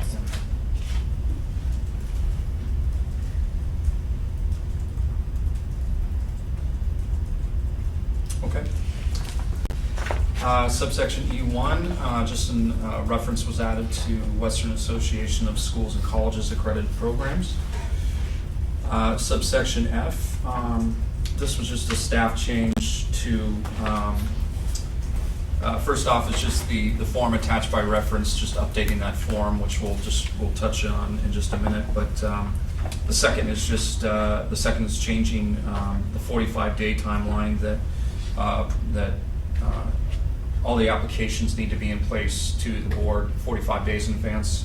We just changed it to 90 days, give people more time to get things submitted. We also think that this will probably reduce the amount of retroactive approvals that the PC would have to make. Everyone will have to get everything in place a little bit faster. Okay. Subsection F, proposed subsection 1 and 2. These are just some requirements that make consistent with our internal policy to assign provider numbers, and requires that providers have to include that on the certificate. And subsection 2 would just restrict the board's use of the board's logo to prevent any kind of fraud in advertising, saying this course has been approved and whatnot. But, I have a comment on that paragraph, F1, F2. It says it limits board approvals to 1 year, mirroring the COPE standards. Speaking as kind of from a board of optometry perspective, I'm not sure I care about what the COPE standards are when it comes to the time of how long the approvals are. I appreciate consistency might be a good thing in the abstract, but having served on the Practice and Education Committee, I'm amazed at the amount of work that that committee does. You know, if you look at the minutes further on our agenda, they approve like 50 or 60 CE courses at a meeting. I can't imagine, and I'm trying to lessen that workload, right? So that they're not doing this every year for each course. You know, why not 2 years? I'm also envisioning someday in the future when we are short-staffed here on the board. We don't have as a robust of membership, and we're down a few people, and maybe we don't have enough people to staff the Practice and Education Committee fully, or there are people who are absent. I just fear that backlog, and I'm trying to look at ways to reduce that backlog. So why not 2 years? I think some of the concern was that perhaps technology or knowledge is advancing at a rate where 2 years is just too long. But I would imagine if you're giving a lecture or something that you're not going to be 2 years behind. You're not going to be asked to speak unless you're on the forefront in your profession. So keeping that in mind, I would lean more towards a 2 year in that respect. But what do the other members think? I'm fine. I'm fine with adding more time. How about somebody that's in education? We're like, Well, no, I think in general, most people who give talks are usually pretty up to date, but at the same time, it might make it easier for providers if they know, oh, hey, I have to get renewed again, just like all my code courses that I'm teaching. So it's kind of a little give and take, right? Because if you're like, oh, I have this one course from the board and it needs to be renewed every 2 years, or is it every 3 years, versus all my code courses that I'm giving have to be renewed every year. First, it might be nice to make it a little bit more uniform. But I will say that the majority of talks that I've gone to, they are pretty up to date. Can we make it so that if they want to renew it every year, they No, can? why would anyone want to renew it every Well, year? They can. People they won't, right. Process. They won't, then they won't. Yeah, that's So fine. I think, because I remember, I think I was in on one of these talks earlier on when I was on the BEC, and it was just to sort of keep everything uniform. So whomever wanted to submit the courses, it was just, I have to get my COPA approval, I have to get my, California State Board approval. It's the same thing, and it just gets a little, I think, confusing for some, maybe if it's different. So So we were just, because we were mirroring the way that we have COPE approvals for each course now. So if you go to like a symposium, each course now is going to have its own number from us. So it would, number one, be easier for staff if they need to audit. And I guess it was just sort of along those same lines that we were just going to do the annual, yearly renewal for any courses. Yeah, I'm sorry, go ahead. Somebody But else? what if someone has new material, because things are changing in the industry, then wouldn't they need to submit those new materials for review? Because Or would they we've just add it to their current course? Right? Right. Oh, I'm just gonna update a couple of my slides. Okay, or if there are additions and something new, that would augment what they've already, it might be something different, so it's not just like, it changes the substance. Well, if it changes the substance, then technically you could make it into a different course, and then you could, because we've also run into the problem of people taking the same course twice in 2 years and claiming it for double the amount of CE that they've had. Well, arguably, if the material is changing that quickly, then they should be allowed to take the course Well, every I year. know, but technically if you have the same number, the same California State Board approval number, then you're taking that same course twice. I mean, I could go and sit in the same course that I do, 10 times and like, oh, hey, I got like 20 hours because I sat in that same course 10 times. So, I mean, But if we allowed a 2-year expiration date, maybe the substance did change, and those licensees need that additional they education. can't take that, that's the same course. Yeah, They Right, can't but do that. They can't take the yet it may not be the same course. But number- the number's going to be the same. So that's Right. me saying, you can go sit in this course 2 times this year, 2 times next year, and claim it for 8 hours. You can't do that. But it could have So, been different every time, too. doesn't matter. But, there's other courses that are the same exact, if it's an internet course and I just log into it each time, it could be the same course. So I guess for me, there's 2 different ways to look at it. Yes, it would be easier for the provider if we did it for 2 years. And, I think the material, no one's going, in general, people won't give a talk if it's outdated, maybe somebody will.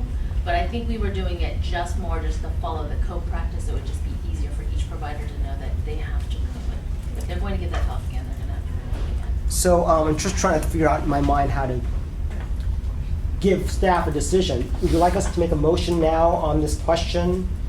Or you want to wait till the end, or? It's up to you.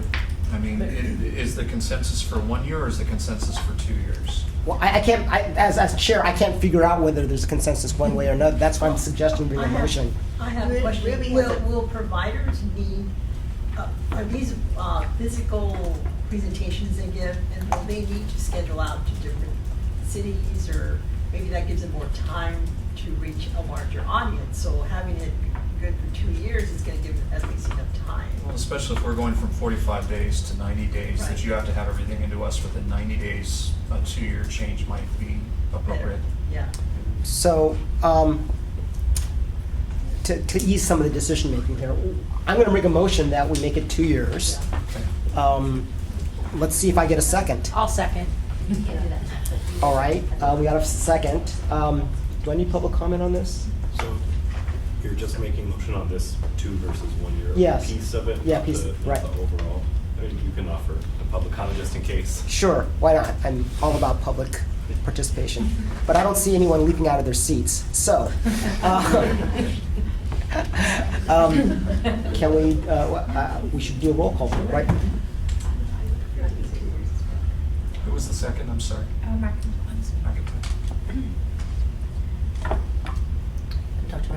Yes. Take a vote. Yes, Ms. Michelin? Aye. Dr. Wong? Aye. Ms. Berber absent. Dr. McIntyre, aye. Ms. Garcia? Aye. Dr. Chawla is absent. Dr. Turetsky? Aye. Ms. Brandvine is no longer with us today. Dr. Kawaguchi? Aye. And Mr. Moridomi? Aye. Okay. All in favor? Great. So we'll move along. Subsection G, the change just adds in that the provider has to, for now 4 years instead of 3, maintain all of their course records, including now dates and places of the course, and a copy of their course completion certificate. This just assists us in finding out what the provider gave to the optometrist, and then if we audit optometrists, we can request that information to say, hey, did the optometrist really go to your class, and did they get a certificate, et cetera, et cetera. Okay. H just adds in onto the course, onto the certificate that the provider puts out, that they have to have our course approval number provided by the board. If applicable. Yeah, if applicable. We also delete some text beneath that, which just sets out that the board has a certificate. We don't provide a certificate to the providers. So.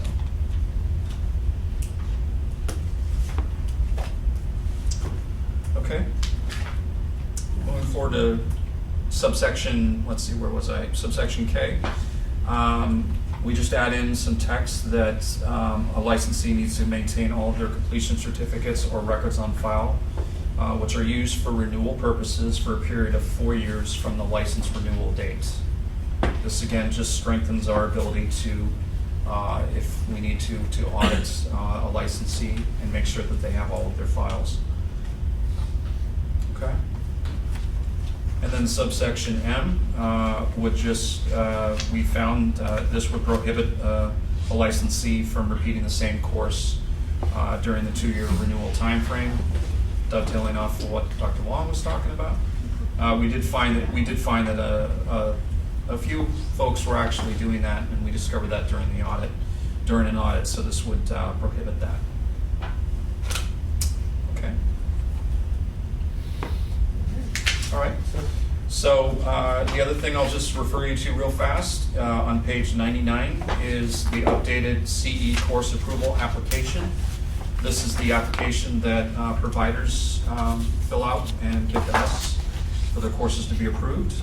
And it just makes the changes highlighted in yellow that are consistent with the changes we're making today in regulation. So we need to change that to 2 years. 2 years. Yeah. And this is incorporated by reference to the regulation. And I have a question. We've addressed this a couple of different times. I just can't remember what we had decided. We were going to add an area on this form where the provider of the CE would indicate what subject category for optometry this would fall into, in order to make it easier to classify that, whether it's glaucoma related, pain med related. That helps They would align with the code. helps the licensees to determine, do I have enough of this category for my license renewal? Because we're sitting there adding up all of our different categories to make sure we've met those requirements. There's only 3 requirements though, if you're glaucoma certified. Glaucoma, TPA, and other. No, but there's subcategories like Yeah. infection. Those were all eliminated. Oh, they were? Yeah, years ago. Oh, several years whoops. back. So I'm it's behind just- the times then.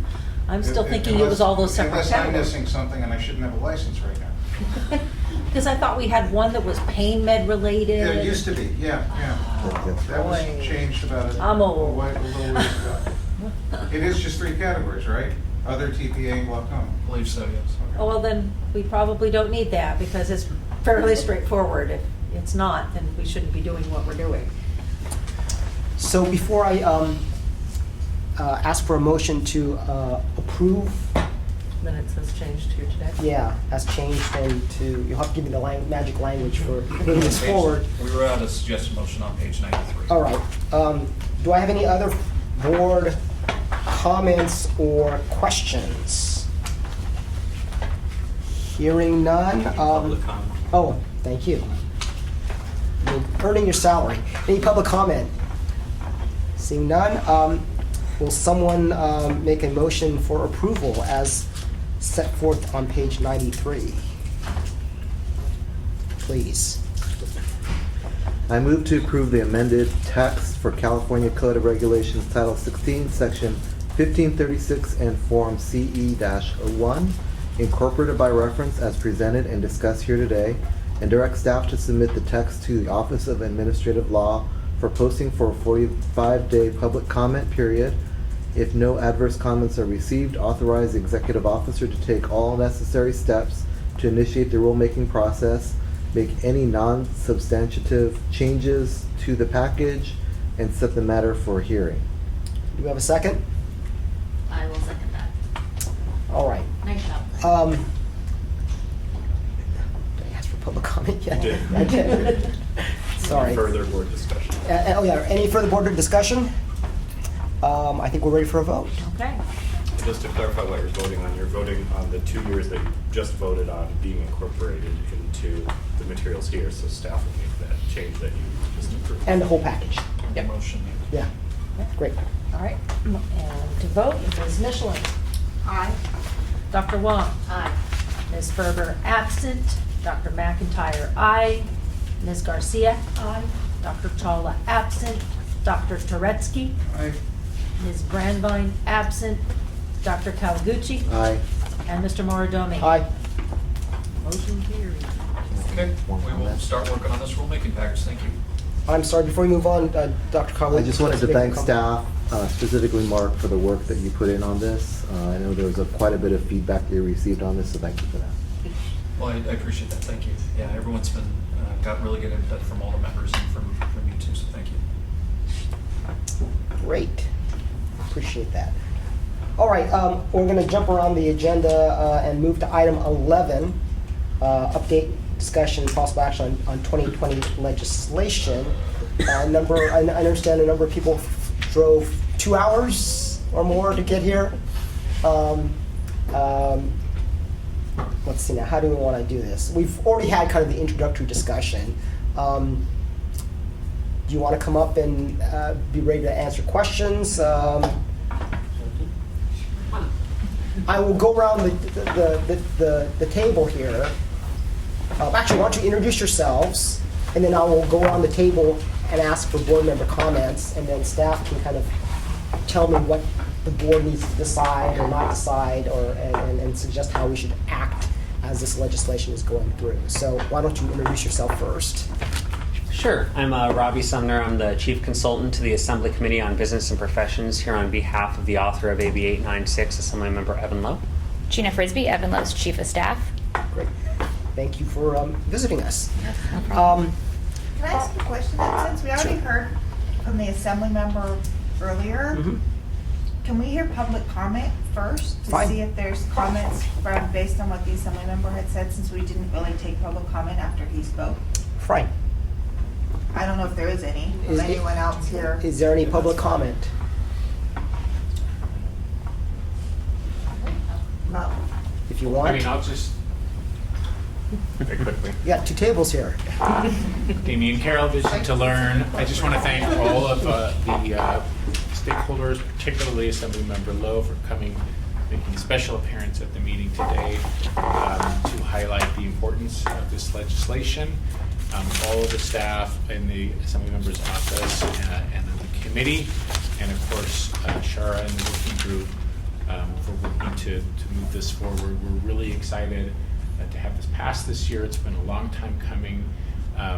We understand that the conversations will continue and there will always be issues to be worked out later on, but we think that this bill takes a huge step forward for allowing nonprofit providers providing service free of charge, with the exception of Medi-Cal reimbursement, to be able to operate mobile clinics in the state.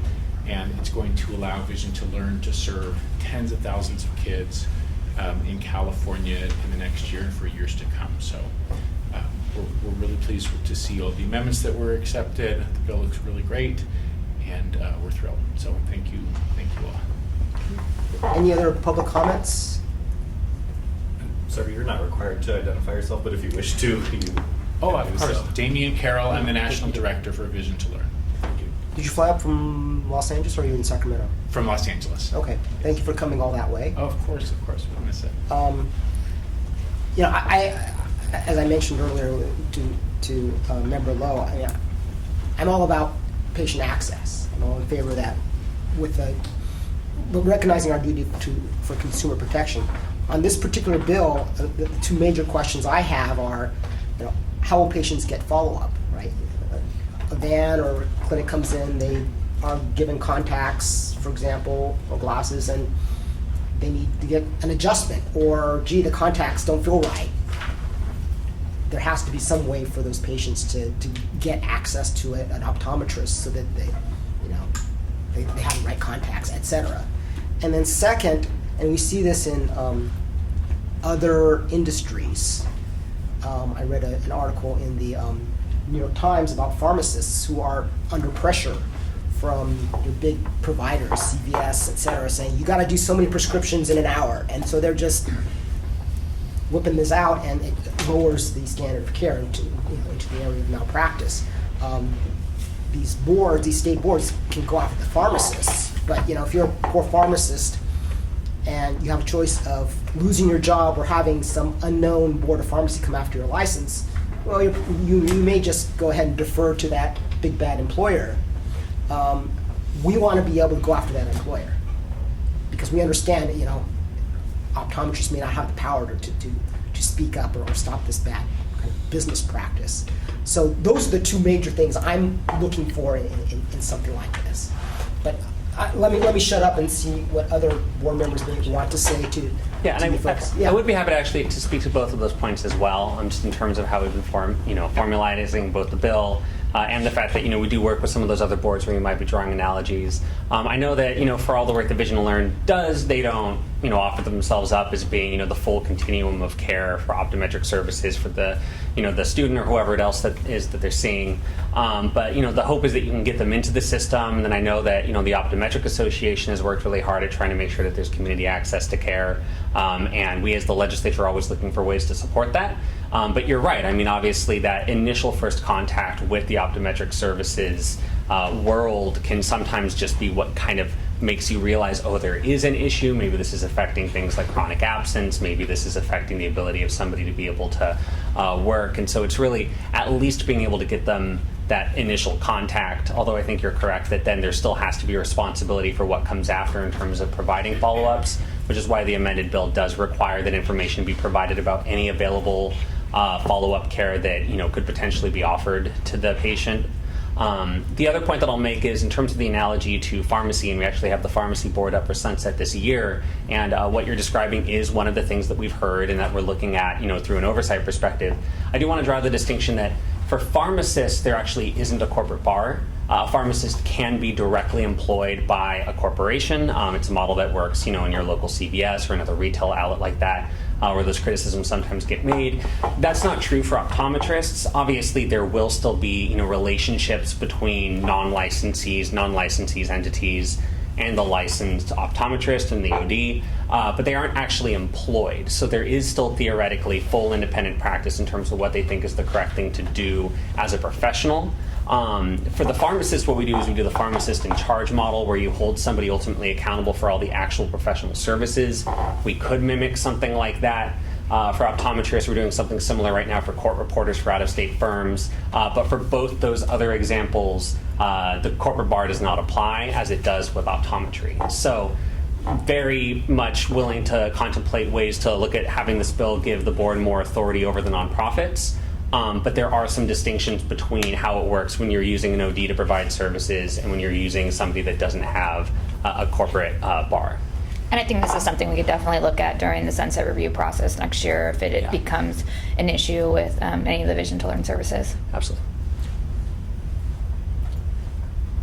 So I want to continue on that thinking because as an optometrist, if I am not responsible for providing the space of the mobile clinic to conduct the services that I deliver, if there's no accountability for the nonprofit, there still could be risk of the quality of care that the optometrist is able to deliver. So for me, it's a fairly large concern to make sure that there is some form of accountability for the nonprofit that's providing the equipment possibly or the mobile site to the optometrist. I definitely feel that the optometrist should be accountable for the care that they provide, but I don't think that they should be solely responsible for that. And the way the bill is currently written, I don't feel like there's any kind of shared responsibility right now. So is that something possible to be amended, or where are we at with that? So with the current language of the bill, the way that the model would work as drafted is because you have a chief medical officer responsible for all the professional services that must be an OD licensed in California. That's the hook that's used to ensure that there is somebody subject to the board's jurisdiction that oversees the overall activities of the nonprofit. So yes, the nonprofit might technically not itself be a licensee of the board the same way that an OD with their own independent office would be, but there is still somebody ultimately accountable to the board who oversees the professional practice parts. Because obviously, the nonprofit, in addition to the services they're providing directly to patients, is going to also have to deal with things with like nonprofit compliance, with charitable giving compliance. So there are activities outside of the OD services, but when it comes to the OD services, there is a licensee responsible for that. If there is an interest in, because we right now require registration with the board of, having more of an actual vetting and approval process for that, that's something that we could contemplate either now or once we kind of see things off the ground, and this goes through sunset review. We have 2 bites at the apple with the board's sunset review and the sunset clause in the bill itself. But that's something we'd be open to speaking with staff about. Because I know that obviously we like holding up Vision to Learn is a great example, but we are doing this generically for nonprofits generally, so we want to make sure that there's adequate oversight from the folks that are going to keep track of how this is going. Any other board member thoughts, questions, comments? Yes, Dr. Turetsky. So, comments that I know you're aware of. My concerns with this, and I think they're addressed, federally qualified health centers, other types of, not necessarily 501c3 nonprofits, but nonprofits like church groups, like Operation Stand Down, like Operation Homeless Connect. I don't think it would be a good idea to make the bills geared so much towards one specific mode of volunteering that it eliminates other modes of volunteering. Also, the use of vans and the terms that are being used here, there's ways of doing this not using vans. So I think some of the language just needs to be modified a little bit because there's other ways of providing on-site care. And something completely apropos of nothing, but it's just something that I'm interested in, and possibly you could answer, Damien. How are the optometrists just contracted with Vision to Learn? And I'll use the term right now. Are they independent contractors? That word. I know, right? That is such a good question. Yes, so Vision to Learn has historically contracted our optometrists because of the provision in California state law regarding direct employment by a non-optometrist. We do have a licensed optometrist on our governing board, so there was some talk at some point of structuring it to make that the qualification. But with the guidance of this board and communications with the California Optometric Association, we felt that it was more appropriate to have our optometrists work on a contractor status. That said, the Dynamics decision and AB5 has created a little bit of a catch-22 there that we are hoping to resolve and seek guidance on how to square that circle. And I bring it up strictly because of the urgency of this bill to get it through.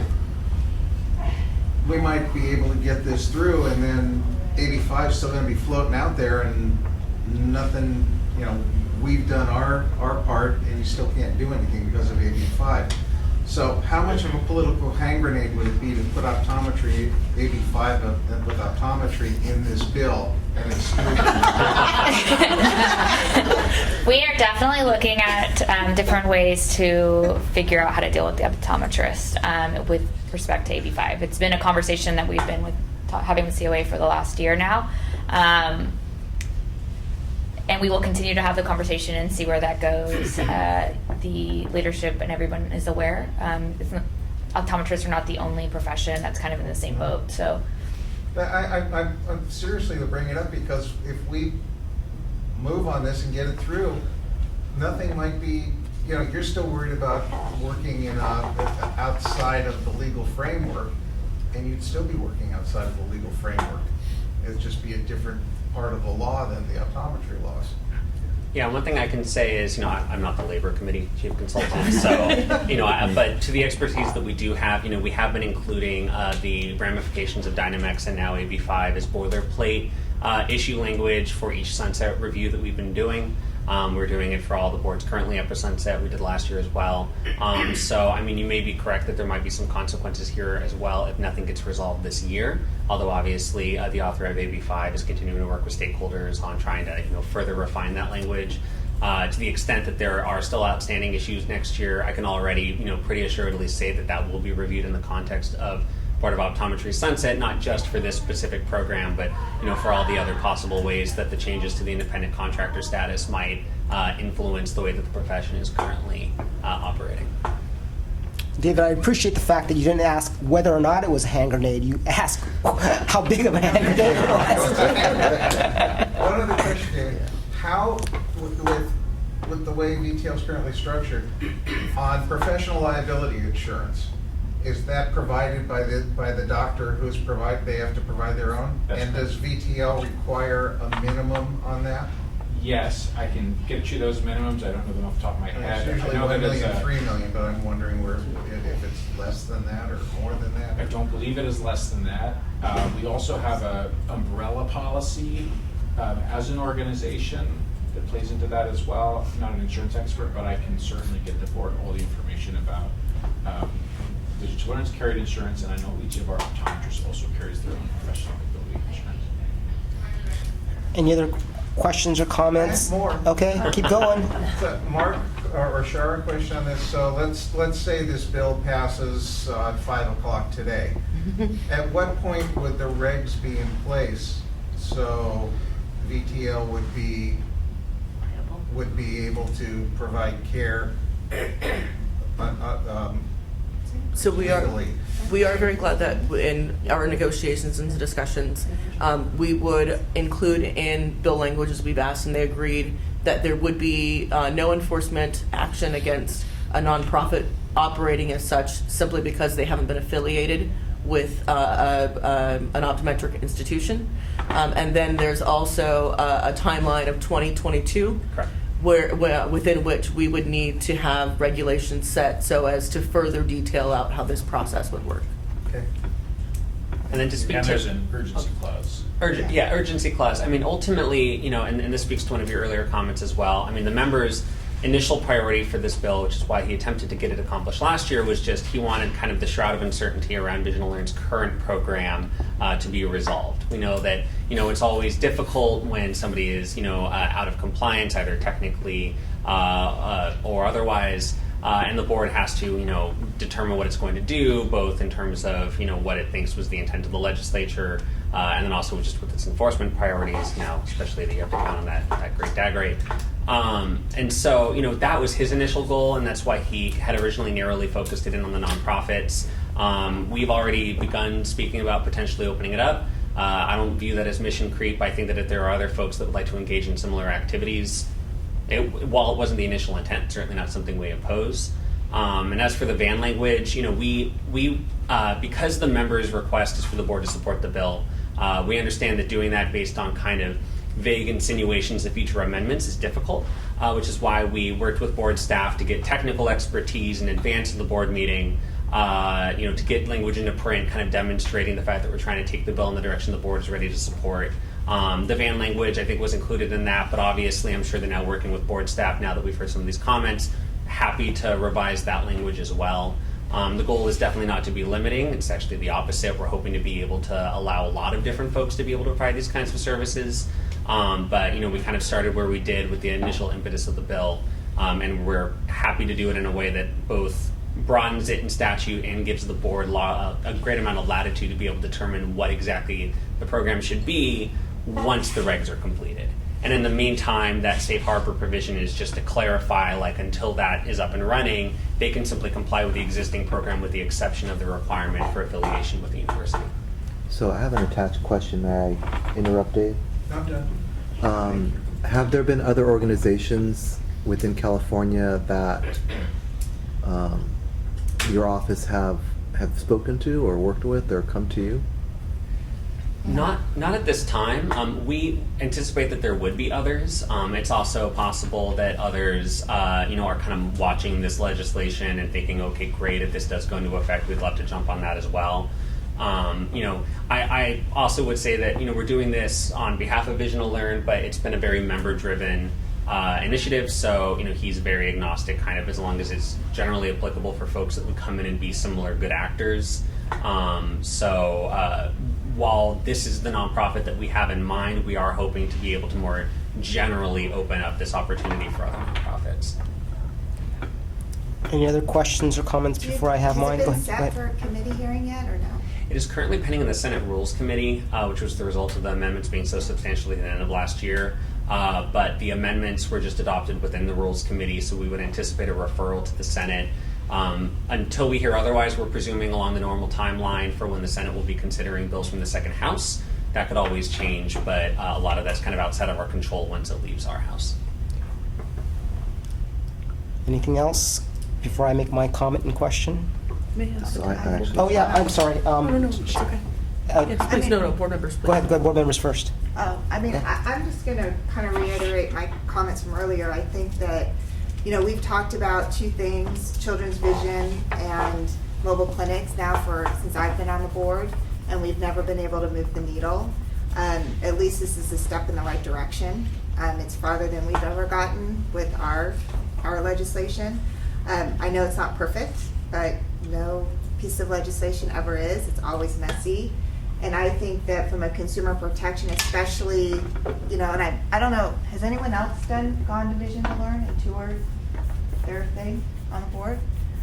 To me, when you see these kids getting their glasses for the first time, I don't want to stand in the way of letting that happen. So I still stand by. I think that, this is something that we should consider supporting because there isn't an alternative. And we've been talking about it for so long, and our own bills never got through. So that's just my 2 cents. So that leads into the comment I was about to make. And after we have all the technical questions asked, I'm going to ask the board to give their general comments about the bill and suggestions, concerns, etc. Because the train is leaving the station sooner or later, or probably sooner, I should say. Whether we like it or not, we're on that train because our fund merger proposal is part of that train too, unfortunately. So I think we'll have to staff will need some direction as to the sentiment of the board to give staff some discretion and flexibility to work with the authors and the author's staff to tweak changes and decide, whether something is a deal breaker or not for us. I can't imagine what would be, but anyway, to get that sense, we have a task force of David and Lillian, and they're probably the first kind of stop in terms of where Shara can go to get some board direction.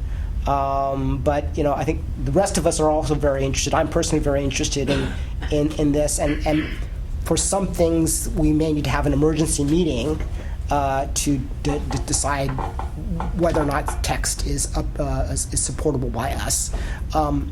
So all that said, I would like at some point, I'd like to hear your thoughts of the board, so that our staff has direction.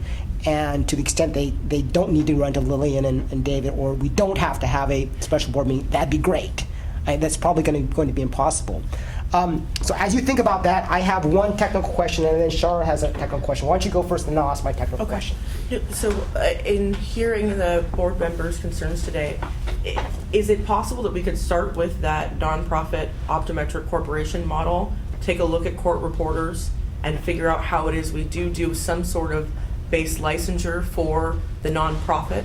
I think that comes a lot to whether it's the medical director or it's the individual licensee in the mobile unit being responsible, that there's also then, when there aren't good actors like VTL, that there can't continue to be business practices that force optometrists to make choices to either not be there or not give standard of care while still allowing a nonprofit to continue to run its business, which isn't in a legal way, but might not be the best way that we get glasses on kids. Yeah, absolutely. Okay. These are conversations we're having in similar, kind of context for other bills, and I'm sure that that's something that pending specific details and discussions with the member, I think that that's absolutely something we could be talking about. We do have a model for that. Okay. And I have a comment too. The spectacle licensed opticians would be involved in this too.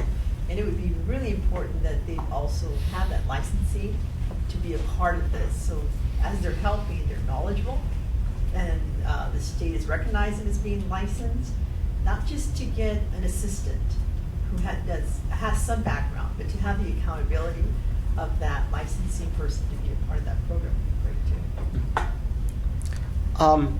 So my technical question is the term medical director defined either in the industry or in the bill?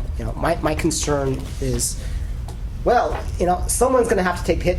Glenn, you're the sacrificial medical director for our company. Some low-level person's named medical director. And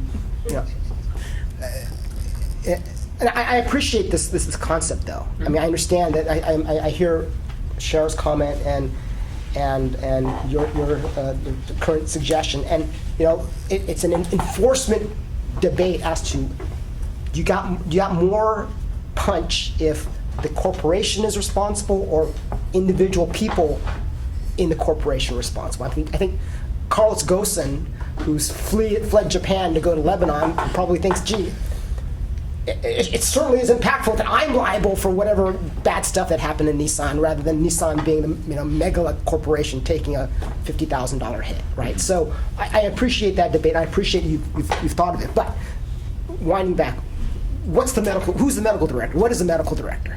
Yeah, and medical director is, it's part of the phrase for that section that we work with board staff on using the technical assistance. It doesn't simply say the medical director shall be an optometrist. It does specify the medical director shall be responsible for all the professional services that are provided and shall be an optometrist. If we are really talking about a corporation, nonprofit, or otherwise dictating the professional services of an optometrist, that is legal, notwithstanding what we do, simply because of the corporate practice bar. We've had, obviously a number of places where that came up. I was around. That's illegal? Illegal? Illegal. That is Okay. illegal. For folks that were around during the registered dispensing opticians reform a couple of years ago, will remember that was a big conversation about folks that were dispensing eyeglasses and offering eye exams in a corporate setting, and we were able to work something out for that. For this, it's somewhat similar in terms of this intermingling between a non-licensed corporation and an optometrist. I think it's a little different when we're talking, Costco, Walmart, an optometrist and a nonprofit. But you're right, there is still that interplay where you don't want folks overriding or influencing the professional judgment of the licensee. So when we say that, for the professional services, that has to be directed entirely by somebody who is accountable for the board. For those professional judgments and for those professional services. That's why we specify that portion of the nonprofit must be an optometrist. Again, folks that engage in the fundraising side or the 501c3 filings, the 990s, that doesn't necessarily have to be an optometrist.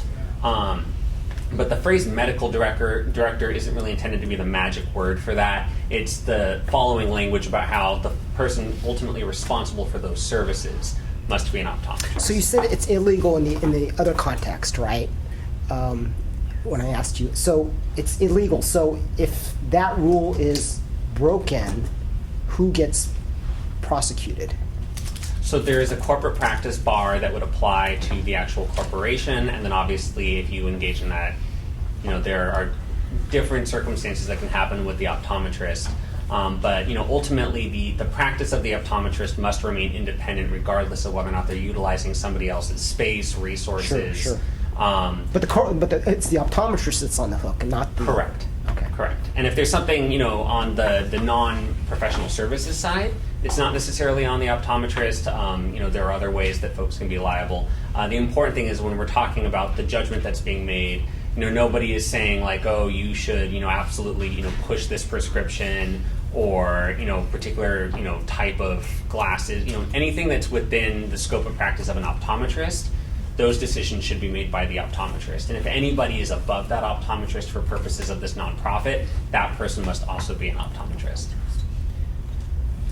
All right. So, board members, any other questions? Or board members, do you have any semblance of direction to staff so that they can proceed as this legislation evolves?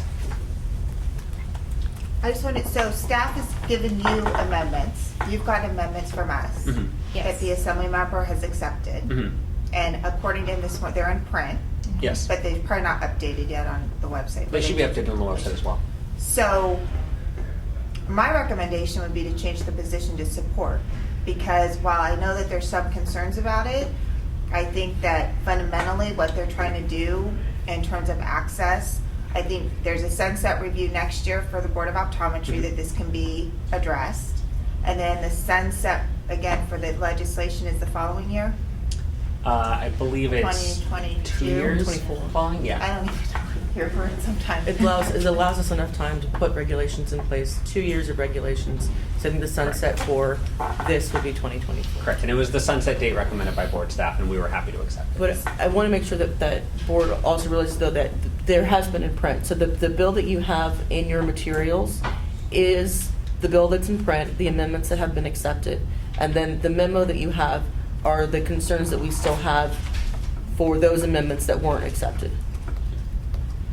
And I will note that if the board takes a support position today, we are still happy to work with the board on continuing to consider other ways to improve the bill. Wouldn't have to be freezing the bill where it is now if there were a support position taken. I think there were just 2 amendments that were not taken out of the amendments that were submitted to us. But we have more feedback that we've received from the board today. So, as my other board members keep thinking, I have a question, technical question for you. I mean, I appreciate the fact there's a sunset provision in the bill that, if things don't work out, it'll sunset. Being a non-legislative person, how real is that protection? I mean, once it's in law, doesn't it require the movement of mountains in order for something not to sunset? It's the opposite. Yes. It automatically goes away, Yeah, and then you have to have somebody I've reintroduce been in the bill that to do it. situation. Yeah. Yes, it is harder to keep the sunset than for the sunset to go away. And Right? Yeah, I said that right. And I can say that, in terms of the role that I personally play as a consultant is, are there bills where there is a sunset date placed into the bill that perennially gets extended? I'm not just talking for board sunsets, but for, pilot programs that kind of keep getting extended. Yes, but what it does is each time a bill has to be introduced to extend that, somebody like me has the job of looking into the efficacy or any particular issues of that program. So it essentially forces the legislature to take another look at something that's been permitted in statute, because unless you go back through the process of having 2 houses with their respective policy and appropriations committees reviewing that language, you won't be able to continue it past that sunset date. So, it's this kind of automatic way of guaranteeing that there will be additional scrutiny and oversight over that provision in the next couple of years. So I have another question. Oh, wait, I was going to say, just so everyone knows, that means that in 2021, there will be another bill Correct. that will have to be introduced, that Correct. will have to go through the whole same process again. Mm-hmm. So in order, it doesn't just continue on, it has to, so there's still open comment, committee hearing, the board can take another position at that time. It'll probably still be us. Yeah, I'm sorry, yeah. Hope it's so, yeah. Well, but I have another important question. I hope you give me the right answer on this. So, We'll try. okay, we have this sunset date in 2024, right? So let's say whatever happens and it comes up to 2024, and the sunset comes and goes without, or it failed. I can't. It the bill deletes it. sunsets. The bill sunsets. Uh-huh. Right. The law sunsets. The date is not extended, Right. so. Right. yes. What happens to our fund merger? That part is not subject to the sunset. Okay, So that's the right actually, answer I wanted to hear. You actually are technically getting a sunset on your fund merger because we're not just going like that in terms of the elimination. We're giving time for finance to migrate all the funds together. So you have an entirely separate set of dates that are for administrative purposes of being able to close out one fund and move its outstanding balance to another. So those are all their own dates. That includes some repeal dates and effective dates, and Ledge Council gets really good at figuring that out. That is all 100% completely separate from the sections dictating the new program for the mobile clinics. That was the answer I wanted to hear. Yes. Board members, any other sentiment, direction? Yes, David. In the notes, staff has made numerous comments about the use of the word clinic. Can that be modified to something else? Since clinic doesn't, what I'm reading here, it doesn't exist anywhere else in our statutes. It's a new word. Yeah, always have to contemplate parlance changes. I think we just changed what it was previously to a new phrase, but happy to entertain new ones. I mean, ultimately, if Vision to Learn is able to operate under its current model with whatever additional safeguards the board elects to require, then we're not super concerned about what you call it. So I guess some of our options are support, as Member Michelin has mentioned, support if amended, although that means we need to specify, we may or may not need to specify what needs to be amended, or of course oppose or stay neutral. So keep those kind of options in mind as you think about the direction you want to give to staff. Glenn, did you want to say something? So whatever action we decide to make, I would recommend to President that we maintain a work group, and the work group continue to work with our staff as well as coordinate with the author's staff to make sure that our sentiments that we've discussed today continue on. That's my suggestion. Just once again, because I really don't see any clarity for licensed opticians to be part of this. I think it does have to come out, because there's been a practice of the unlicensed to be involved. The licensed person is accountable for the decisions they're making when they're dispensing those glasses. Does the optometrist dispense the glasses? Who dispenses? A licensed optician. They do, okay. Just wanted that clarity. 'Cause I think we can hold them accountable for what they're doing. Any other comments?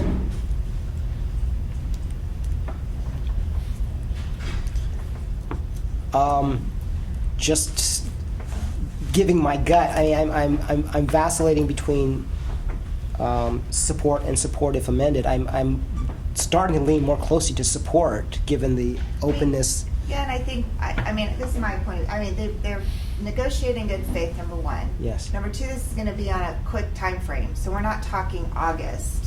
So when you're talking about having special meetings and noticing them, it's going to be difficult to get quorum and to get, I mean, a part of the process is sometimes you have to take a leap of faith, and you have to trust in the negotiation that we're going to be able to do. And number three, the fact of the matter is, for 5 years since I've been on this board, all we've been talking about is children's vision and mobile clinics. And at least this is the first time we have legislation that has a shot at passing that at least, moves the needle a little bit in terms of ensuring children are getting vision services, particularly in low-income areas of the state, which is important. And maybe opening the door to possible mobile clinic and access in underserved other communities throughout California. So I think, from my perspective, we don't have another option. We don't have a children's vision bill. We don't have a mobile clinic bill. We have one here that encompasses both of them. So we might as well, in my opinion, support it and see what happens. And there's safeguards in the sunset, so we can always readdress the issue later on. But, and I'm in agreement, we were on the I same know. committee forever, and I'm very excited about mobile clinics, but there's definitely, after our conversations with staff, Dave and I, it's, there's there's a fair amount of amendment or changes that might need to be made, so I just want the board to be aware that while this looks really good, there's definitely issues that need to be addressed before I feel like we could really fully support it. But I am very excited about the idea because the underserved population, especially the children, are huge in California. If you don't mind me making just a quick comment, because I actually feel like this might be of value to volunteer, notwithstanding the bill. The legislature actually genuinely very much so cares what boards think about whether or not they want to implement a program, especially where they have the amount of leeway and discretion that would be granted here. So I think, if you see an eagerness for the board to take a formal support position, even if we recognize that it might philosophically be more of a supportive amended position. Supportive amended isn't technically a position. As a consultant, I treat it the same as neutral because it's one day I may support.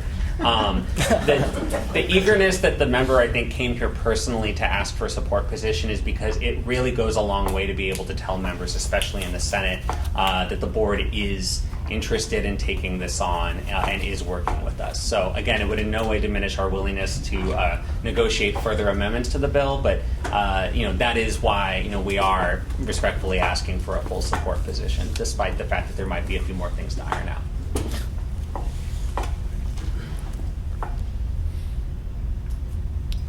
Do we need a motion? Give me a moment to think.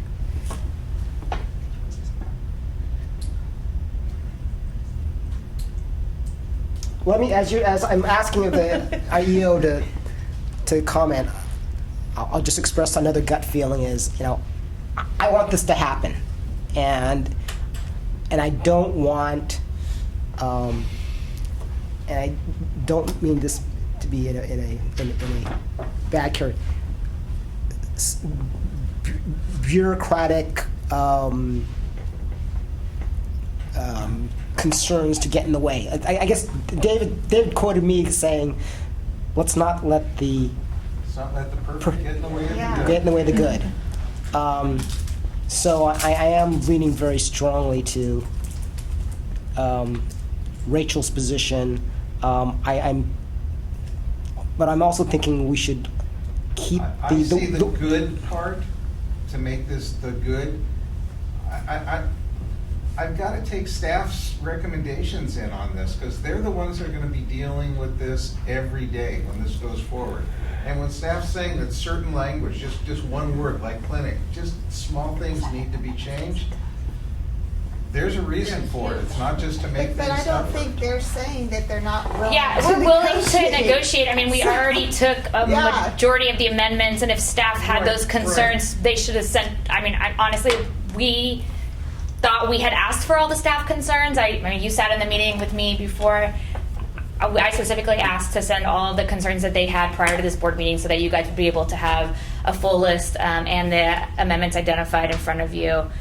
There were 2 amendments that Robbie could speak to that were not taken, and exactly why they were not taken. We are doing everything we can on our part, giving every single backstop to you guys as possible to be able to come here today to have a support position from you guys, to be able to move the bill, to make sure that this company who's providing a great service that the assembly member really cares about, to ensure that they're in compliance and they can continue to operate. Let me ask you a question. can I just, I Rachel? just have a question. Okay. So if this bill does not pass, let's say it doesn't pass, it doesn't get, what happens? Can you still do your services in the state of California to these children? You may not want to answer that question. Circumstances will persist. Yeah. First is that our operation, while partnered with one of the schools of optometry in the state, will not have a partnership that encompasses the entirety of the program.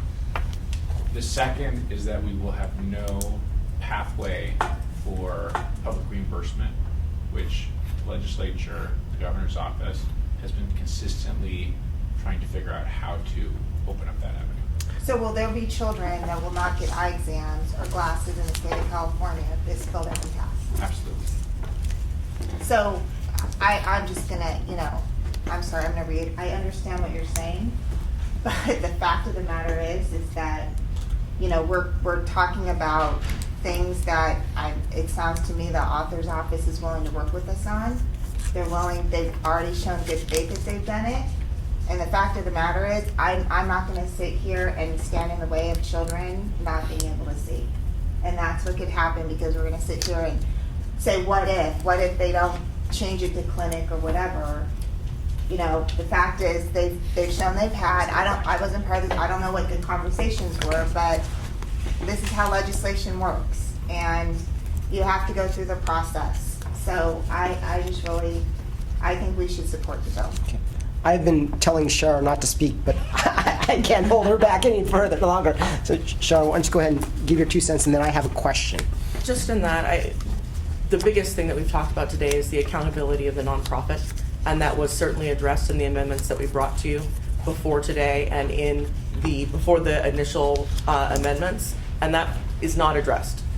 And so I have continued to counsel my board members supportive of amend, because that is one of the largest things. You want to make sure that this doesn't simply fall on licensees, and that a bad actor, unlike Vision to Learn, can continue to just run through ODs and schedule kids at 5-10 minutes apiece, and ODs are the only ones who are then accountable. And so I want to make it clear, though, that that was one of the amendments, when the nonprofit Optometric Corporation, which gives us an opportunity for where there is nowhere else in statute. Right now, optometrists, ophthalmologists, and health plans are able to own optometric practices. And so what we were looking for was the nonprofit Optometric Corporation that would give someone else an opportunity to own an optometric practice, be licensed by the board, and held accountable if in fact their practices go beyond the individual OD. So I have continued to push support if amend, because I feel like, and what I'm hearing from board members today, is that the ability to hold the corporation accountable is important, and that is something we asked for, and it is not an amendment that was taken. So to follow up on that question, what were the 2 instances that you didn't take, so that we as a board, so it's not just like staff saying you didn't take 2 of them, so we as a board can decide whether or not those 2 are worth it to us? The one that tracks with the conversation we're happening right now is dictating that the composition of the board of directors for the nonprofit be a majority of optometrists. It's similar to language that we use for regulatory boards, where we talk about the proportion of public and professional members. It's not something we talk about for nonprofits. We don't. It's not important to me, but anyway, go ahead. Sure. The other portion is requiring that there be a website and hotline provided by each nonprofit for them to do their own complaint resolution. We felt it was more appropriate for the board to make determinations about whether or not the professional services actually result in an investigation, accusation, etc. So we require that we do require that all complaints that are received by the nonprofit be reported to the board, and obviously we would expect there to be customer service, because most folks prefer that they can resolve a complaint without it going to the board. But we also do require that the board's contact information for filing a complaint be provided to every patient that goes through the nonprofit. That's not necessarily is not a deal breaker for me either. And also to clarify in terms of the control over the nonprofit, I mean, again, there are models we could look at for that. Just to be also perfectly blunt, is right now nothing would prohibit a for-profit corporation from offering eye exams for individuals through a co-location model that is currently permitted at places like Costco, Walmart, etc. The difference here is it would be a nonprofit, and the co-location would be in a van that is provided by the nonprofit. But when we did earlier compromises around the for-profit co-location settings, essentially what we looked at was how do we preserve the independence of the optometrist that's providing services, notwithstanding whether or not they're using resources provided, in that instance, by a for-profit. So we could certainly look at ways to improve oversight that the board has over these nonprofits that do it in a mobile setting and are able to go directly to where the community is. I just do want to flag that you would then, as a board, have more oversight over nonprofits that arrange for optometric services than you do over for-profits that arrange for optometric services. And also, I mean, I think, again, the important thing that we keep talking about, but we do have the sunset in there, right? So if there is any of the fears come true, and they completely start taking advantage, and people aren't getting the care that we want, then Not us. Thank you, Jamie. Anybody else, then we can. The sunset still always exists. Like, we will be able to. They will be out of compliance the minute that goes. I mean, we have that authority. We also have sunset review process, which is unique to the boards, where we can look at anything that you guys currently oversee. So I mean, we have so many backstops here to at least get them somewhat in compliance as quickly as possible to continue to have children receive eye exams and glasses. Okay. I think we should vote on something. Staff had one question we wanted to ask. Tony wanted to ask. Yeah, I'm sorry. So I'm the optician coordinator here at the board, and you specifically said that the nonprofit would not be oversight, and you specifically used the example of Costco and Walmart, and that the for-profit is not overseen, which is incorrect. It is in the form of the registered dispensing optician license. They are licensed with the board. They're a corporation that we oversee, and they have their independent contractors, which are the optometrists. And they also employ individuals, spectacle dispensers, and contact lens dispensers. So I think what Shara, and she can correct me if I'm wrong, is understanding is that we kind of want the same thing for these nonprofits. It's a very similar situation, and while they are doing an amazing and great work for our communities, they should still be licensed similar to we have our registered dispensing optician businesses.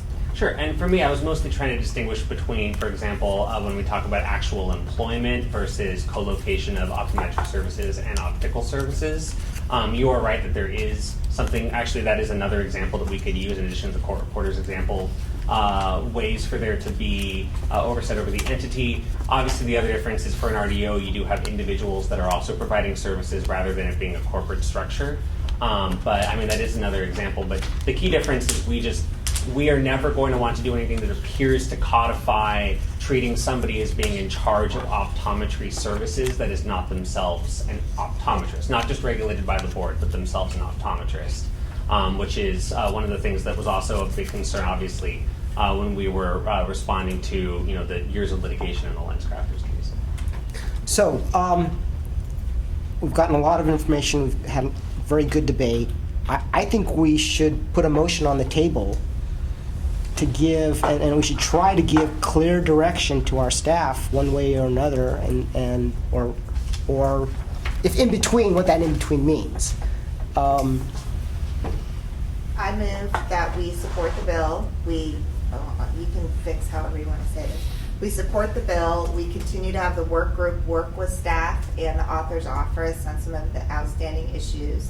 And should at any time the work group feel like that, they can come back to the board and request a full board meeting prior to the first hearing. I don't know how you can make that work. Do we know when the next At least, no, they don't know. It hasn't been set yet. Okay. So I hear a motion. Do I hear I'm sorry. When's the deadline when's the earliest it could be voted on the floor, do you think? Because I do want to flag, because we had to petition the Senate Rules Committee to approve an urgency clause being added to the bill. That approval was granted.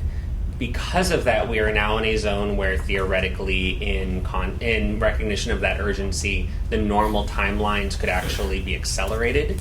We've seen bills with urgencies passed very quickly.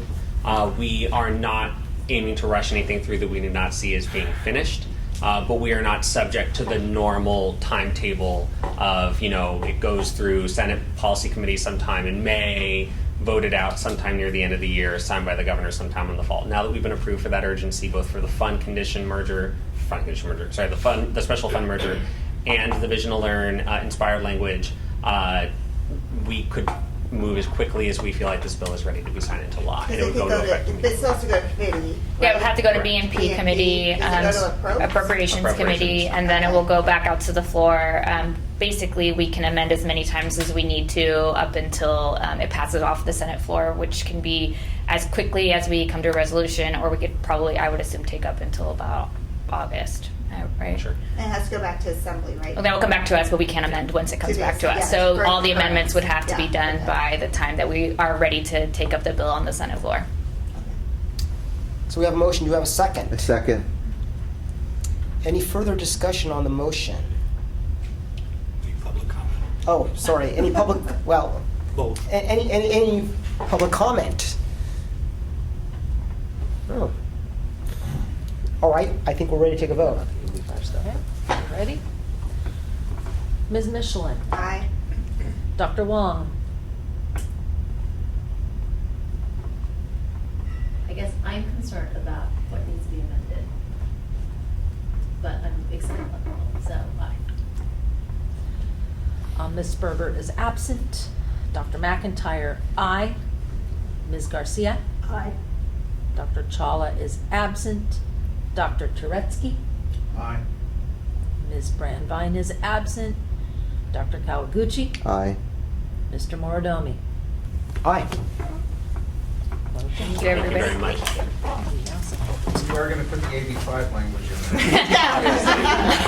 Go ahead, take care. There would be so many sign-ups on that one, so don't send those amendments to us. Y'all know who to tweet. Congratulations, your time was well spent. Yes, thank you so much. I appreciate it, and the member appreciates it so well.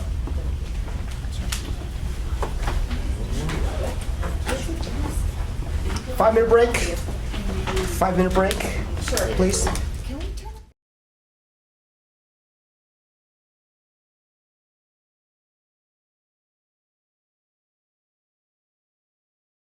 From Assemblyman Loeb's office were here, but I always tell staff, if there's in these ongoing conversations, if there's ever a problem, and I hope there won't be, of the member staff returning your calls or speaking with you, please let us know, because that would be against the spirit of what we just did. Someone had mentioned they wanted to make a comment, one of the board members, about the minutes. So if we can briefly go back to the minutes, item It's just a. 7. Shall I make a comment, or you want to make a comment? The only comment is, in the past, we were doing action minutes for the board meetings. And because we cross-reference the time on the minutes of the video for that agenda item, so the recommendation was to go back to action minutes for board minutes, but then do a little bit more comprehensive minutes for committee hearings. So I really like the committee minutes that were done, but I agree the board minutes did have to be as extensive as they were this time around. So I'm trying to save staff time in creating the minutes. Well, in the past, staff has said that they appreciate being able to do action minutes for all of our board meetings because the detailed minutes take a lot of time. But I do appreciate having more detailed minutes for the committee meetings since a lot of the times that they're teleconference. Well, the only challenge is that if we reference like a webcast, like a YouTube webcast, that, and Will might have further thoughts on this, but I think that sort of would make that particular YouTube video part of the official board record and minutes. And let's just say YouTube, and we know it's not going to happen, but let's just say YouTube decides to go away overnight, or our YouTube video is gone.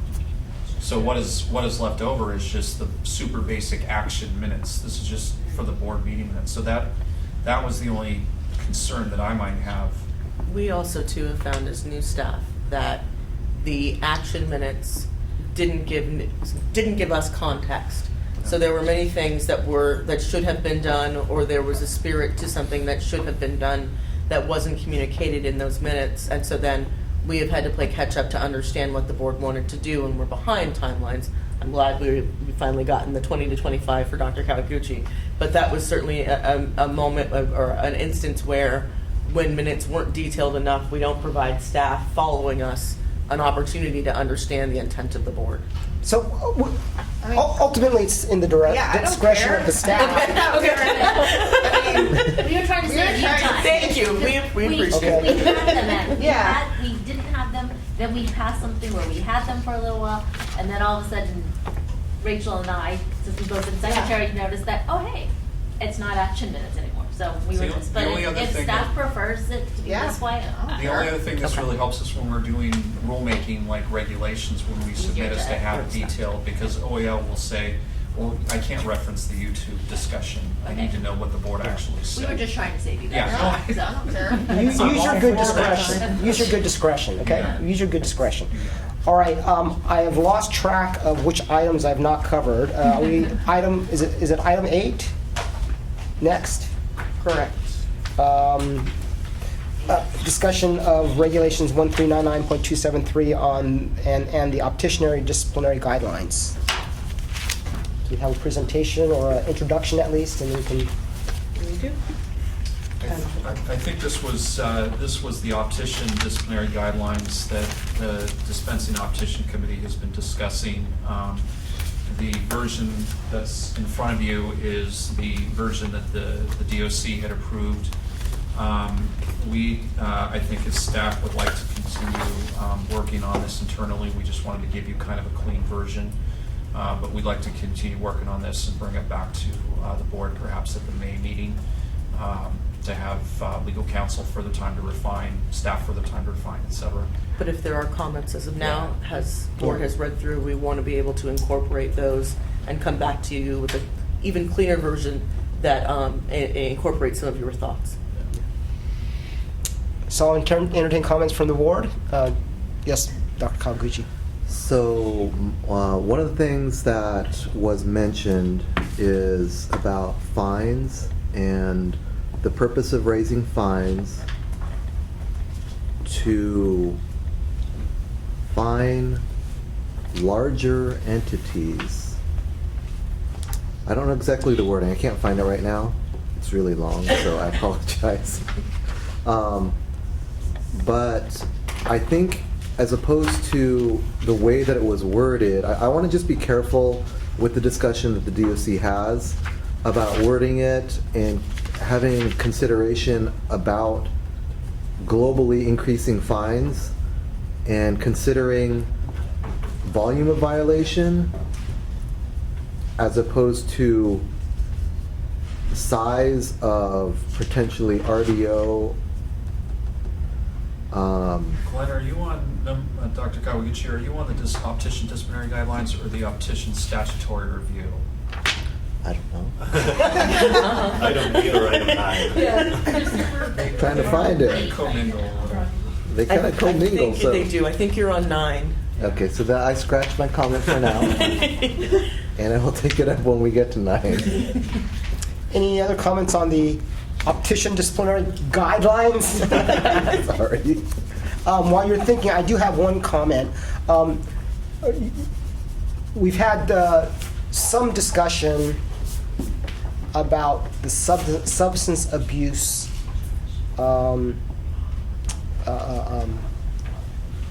scarlet letter, I should call it.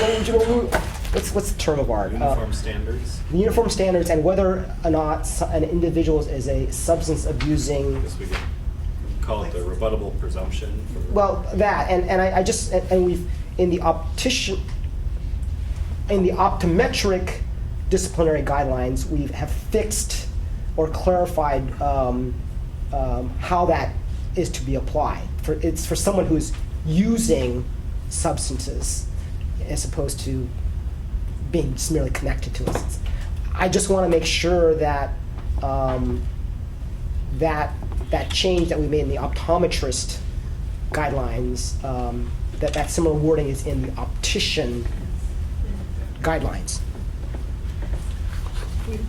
We've talked about that. Okay, as long as you've checked that. Yes, we have. Okay, thank you. Any other comments from the board about the optician disciplinary guidelines?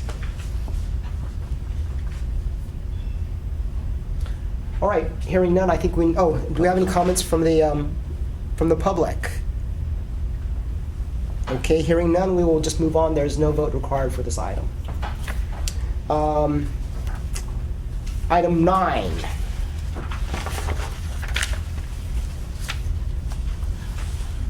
Does anyone want to give us a quick introduction of what that is? Okay, I'll do a quick overview. This is something that the Dispensing Optician Committee has been working on for over a course of 3 meetings. And I know Ms. Garcia has had, the committee has provided a lot of input.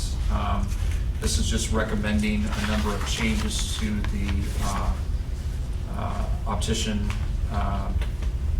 you want to call it Practice Act, but the optician statutes. We have incorporated all of those changes and included all those changes This is just the changes that DOC has made and recommended to staff, also including all of our staff changes. We're happy to go through them. Natalia has been our point person on this. But I don't know if, I think we want to first say though, this isn't any revolutionary. We're not looking at clear policy goals. In our work with the Attorney General's office, there has often been confusion about whether or not laws refer to registered dispensing optician businesses or individual contact lens dispensers and individual spectacle lens dispensers. There in fact hasn't been an Opticianry Practice Act. It's been split in several places without guiding terms. And so what we've done here is to try to bring those disparate pieces together to make a practice act for opticianry and to standardize the terms so that it's clear when we're talking about a business who employs those who fit and adjust. And it's clear when we're talking about an individual contact lens or spectacle lens dispenser who fits and adjusts. We have not here tackled any of the larger issues that may come in the next few years of continuing education or other requirements for testing. We're not tackling any of that here. This is an opportunity to have a cohesive practice act so that when we do come to the end of having our contact lens dispenser occupational analysis, spectacle lens dispenser occupational analysis, and unregistered assistant occupational analysis, we have a cohesive practice act from which to begin to look at those larger issues that have continued to bubble on continuing education or education requirements and that sort of thing. Thank you. yeah. Any comments by the board? No vote is required, but you're giving us a look and opportunity to. We can go through it if the board wants to take some bites at the apple, or if the board wants to send this to perhaps the CPC or the LRC for further review. It's up to you guys. I don't think you have to go point by point. But this is the time for my comment now? I think. Okay, so page 70, according to my document that I'm looking at, which talks about potentially modifying fines. So my feedback to the DOC would be to consider, if you're talking per violation, to maybe further define what that means as opposed to just globally increasing a fine. So, maybe it needs to be per violation at location, so that if there's multiple locations involved, there's multiple fines, as opposed to just broadly increasing fines.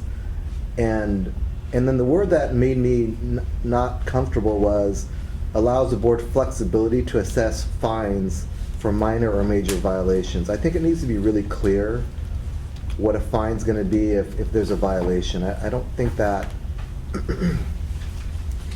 it should be vague. So I know this is a work in progress, but I just wanted to offer my thoughts around that specific comment that was working through for the DOC. Definitely, and I think the original intent with raising the fine cap specifically was originally when these statutes were written, our big corporations were not a factor in the original writing statute. It was more of our specific mom and pop opticians like Ms. Garcia has, and rather than our big corporations like lens crafters or Walmart or bigger corporations who can afford probably the cheaper fine and it not be as big of an impact on them to not do it again. It's not a deterrent. Yes. So I think that we should go back and look at locations, if there's some way to take a look at that, but what we've really tried to do is to separate out the fines for businesses and the fines for individuals. So that, again, if you are a Stanton Optical or a Lens Crafters running a large corporation, the deterrent is a larger dollar amount commensurate with the amount of business that you do. And I think in that we can take a look at locations and how that fits in. Whereas an individual, their fines are commensurate with the earning potential within the profession, so that it is a deterrent to not be a bad actor. Yeah, so I'm in disagreement with that thought process. Okay. because I think as laws have changed in California, there's a lot of potential business players, RDOs in the state, and there has to be consistency in which violations are addressed. And I'm looking to the DOC to work through what that's going to look like, but whether it is by location or if we have to have a different fine structure, that's fine, but I don't think that we should judge a business based on their business volume or size. It needs to be where the violations are going to have a consistent fine to them. So I know this is a work in progress. I'm just suggesting that we take a different look at that, a different stab at it as we work through it. Just, Dr. Cowboy, just to get a sense of specific concerns, you want us to watch to make sure that those violations, when you're looking at it, that it just doesn't compound 50,000 or. Well, if there's a optical that comes in, like the fancy optical comes into California, and they have 2 locations, but each of those locations are doing $30 million. I understand the fact that you may want to fine them more, but if they have the same violation, it only affected, if it's only one violation. Whether you're a mom and pop operation or a huge corporation. It shouldn't really make a difference. It needs to be an even playing field because So in other areas of the law, you don't normally hit someone harder or softer on how big they are, but the specific nature of the violation, right? So maybe the DOC looks at it, the act, and says, well, for this violation, whether you're a mom and pop or a big corporation, it's $500 or a range, but for this violation, we don't care who you are, it's $50,000. I'm just throwing ideas out there. So that's actually something that typically is in the regulatory section, in the CCR section, where it calls out like fine levels based on violation. And so that's something that we're going to get into probably a little bit further down the line. What this does is sets the lowest fine we can issue and the highest fine that we can issue. It just sets our ballpark that we have to, somewhere in there is our fine amount that we're setting for a citation. In the regs and in other places within statute, we can maybe set like what fines are based on violation. But this isn't like giving us, we can issue now a $50,000 citation. It's just setting our parameters within which our fines are, and then we define those in a different place within the law. That's a good answer. You should have that ready. I can see, however, some lobbyist for opticians to say, $50,000, you're crazy. We're going to try to kill a bill. So I mean, we don't want to present the bill and say, well, trust us, we're going to fix it later, right? So you need to have that a ready explanation and answer as we present this to the legislature. Well, that answer does not mirror the comment that was attached.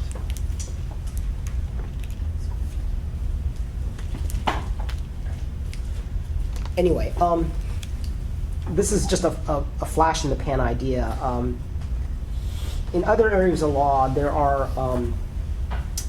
a section. It's very interesting. It's an aiding and abetting section.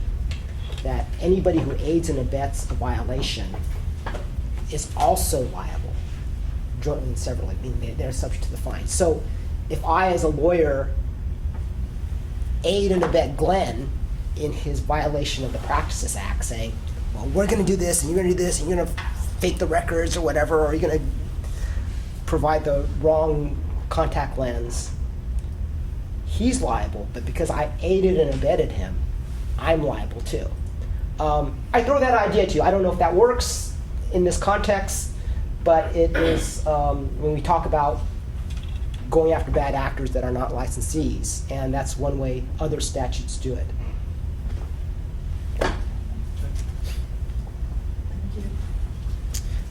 Any other comments from members of the board on the, this will go where next? Or where should it go next? I mean, the DSC has looked at it 3 times. They've given us a lot of feedback. It can go back to them if you want. It can go to CPC. It can go to a full board committee, another board committee. It's your call. All right, so I have the chair of the DOC here, and I have, who's the chair? Oh, no, we don't have the chair of the CPC here, but I think we have members of the Consumer Protection Committee. I'm happy to hear your input. I mean, just from that, we did go through everything. Yes. But I like the comment that Dr. Cowboy gave us about this. I would like, that we could just, I don't know, as a board, we can look at it. Or Fair enough. at this point, So you want something. so your suggestion is to bring it back to the board? Well, bring that part. Uh-huh. Sure. I don't know if we can do anything today about it. Or you want to bring it back at another time. I think it would probably be best to work on it at a staff level and bring it back to Okay. the board. That would be good. So. The board It or would be great to committee? get No, she's the board, the full board. the full board. But I think it would be great for there to be some committee work if possibly CPC wanted to take a look at it. And to also dig in, and then after staff has done that work, CPC has taken a look, then we can bring it back to the board. That's fine. I think, how about this? We schedule this for the next board meeting, but we have a CPC meeting in between, right? Yes. And so even if we send it to CPC, the time schedule is not delayed. Right. But there's an opportunity for board members outside of DOC to get into the nitty-gritty. Okay. Okay. So we will take it to CPC for the next committee meeting. Thank you. Do you typically make motions for that sort of thing, or do you just, is your practice to simply direct staff to take something to? Well, I think I have authority as board president to say what committees get what work. And so I'll exercise that authority unless someone has a motion to overrule me on that. All right. Oh, yes, I'm sorry. Any public comment on this item? Okay. By my calendar or my agenda, I think we're on item 12 now, which is the executive officer's report. Shara. And we'll break these down. First, we'll have Shireen begin with the enforcement program update. So before, as she's preparing herself, if I can do a time check with staff, what is our optimal adjournment time here? Rachel has a call at 3. Yeah, I have a call at 3. Okay. So I have to leave at 3. All right, so that's fine. We will not lose our quorum, and we've done all our votes, so I think we're fine. So proceed. So the enforcement report is kind of short. We've got some statistics for you. The actions that have been taken in the second quarter of the fiscal year. Additionally, DCA has started an expert witness program. So they're putting together a panel of subject matter experts from various boards and bureaus, enforcement analysts who work with licensee subject matter experts, and they serve us as our expert witnesses for our cases to determine scope of practice and things of that nature.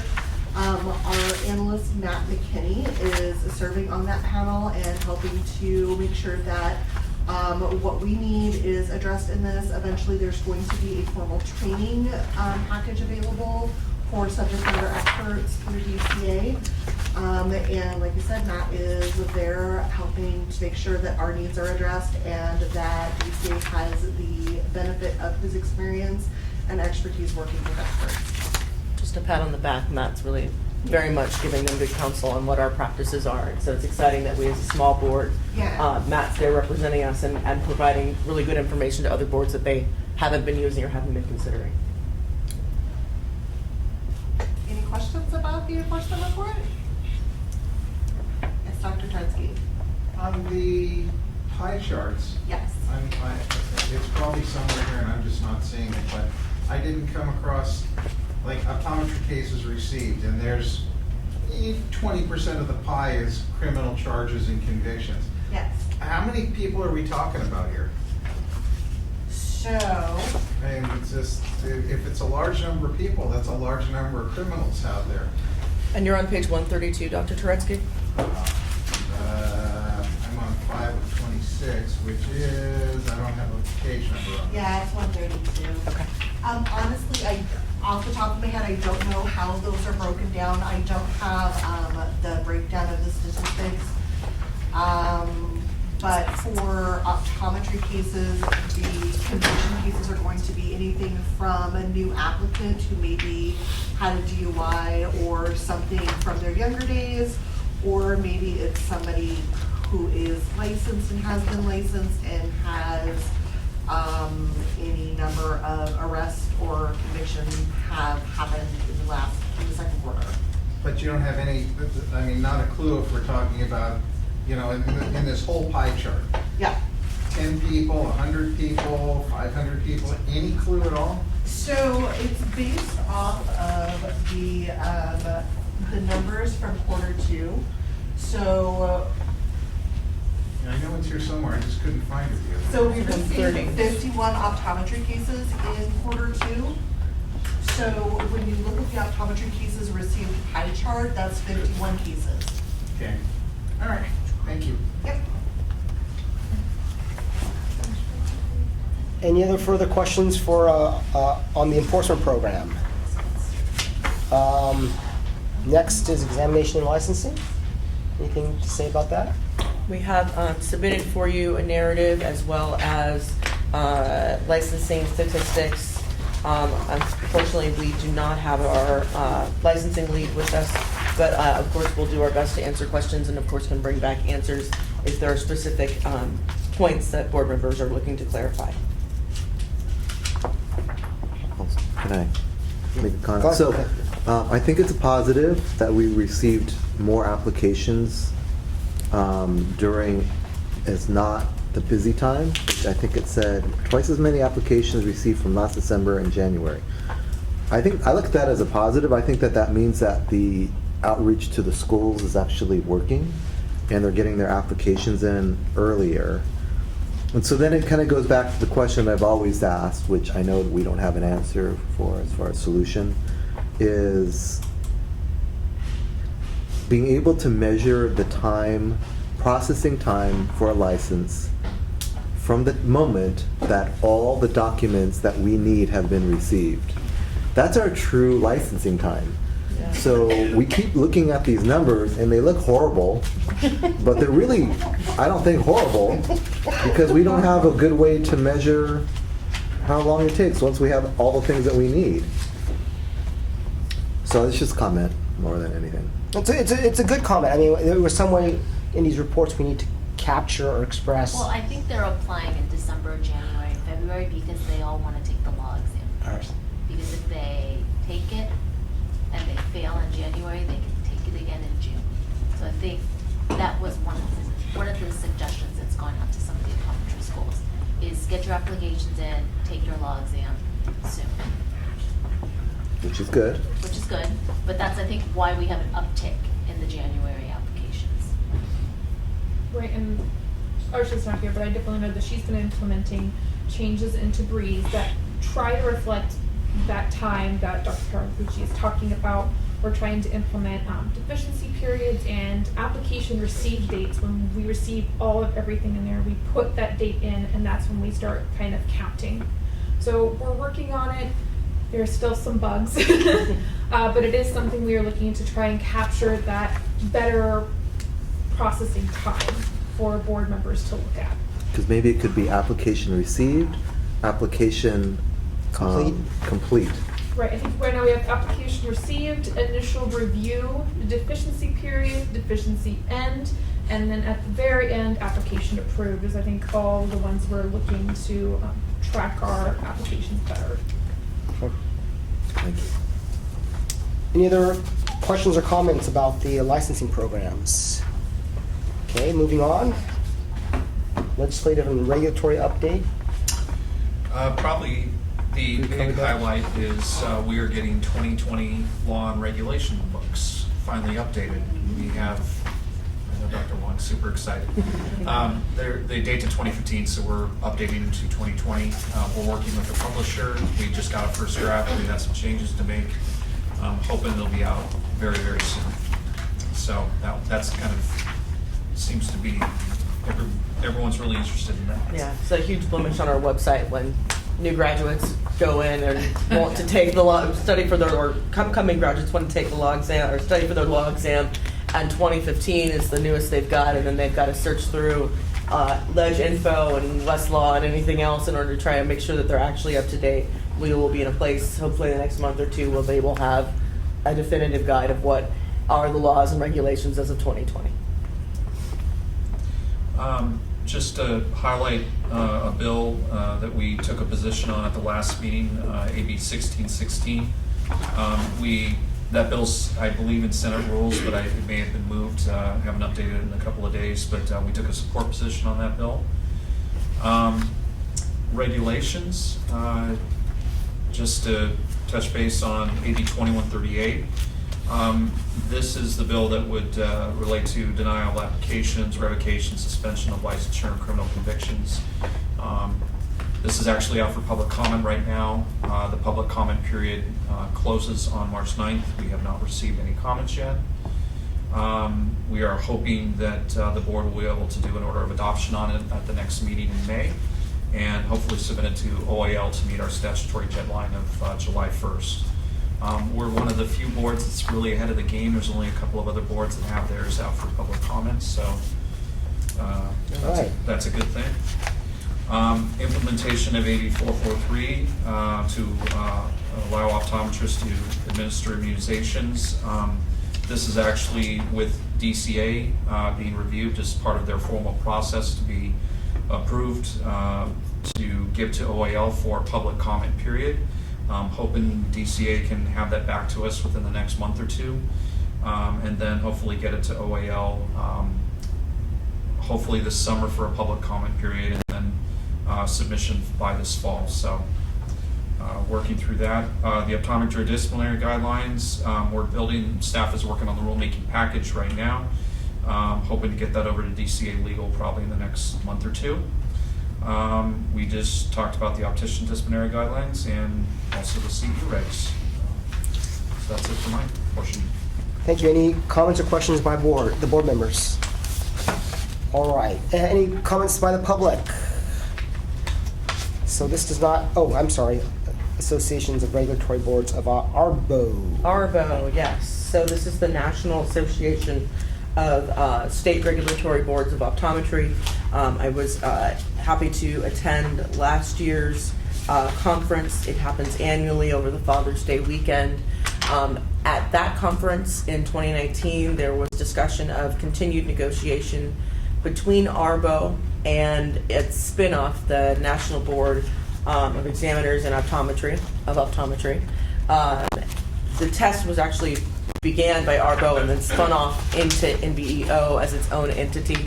There had been an agreement for a long time between the two organizations that NBEO, and it's having a commodity of a test, continue to support ARBO annually, and that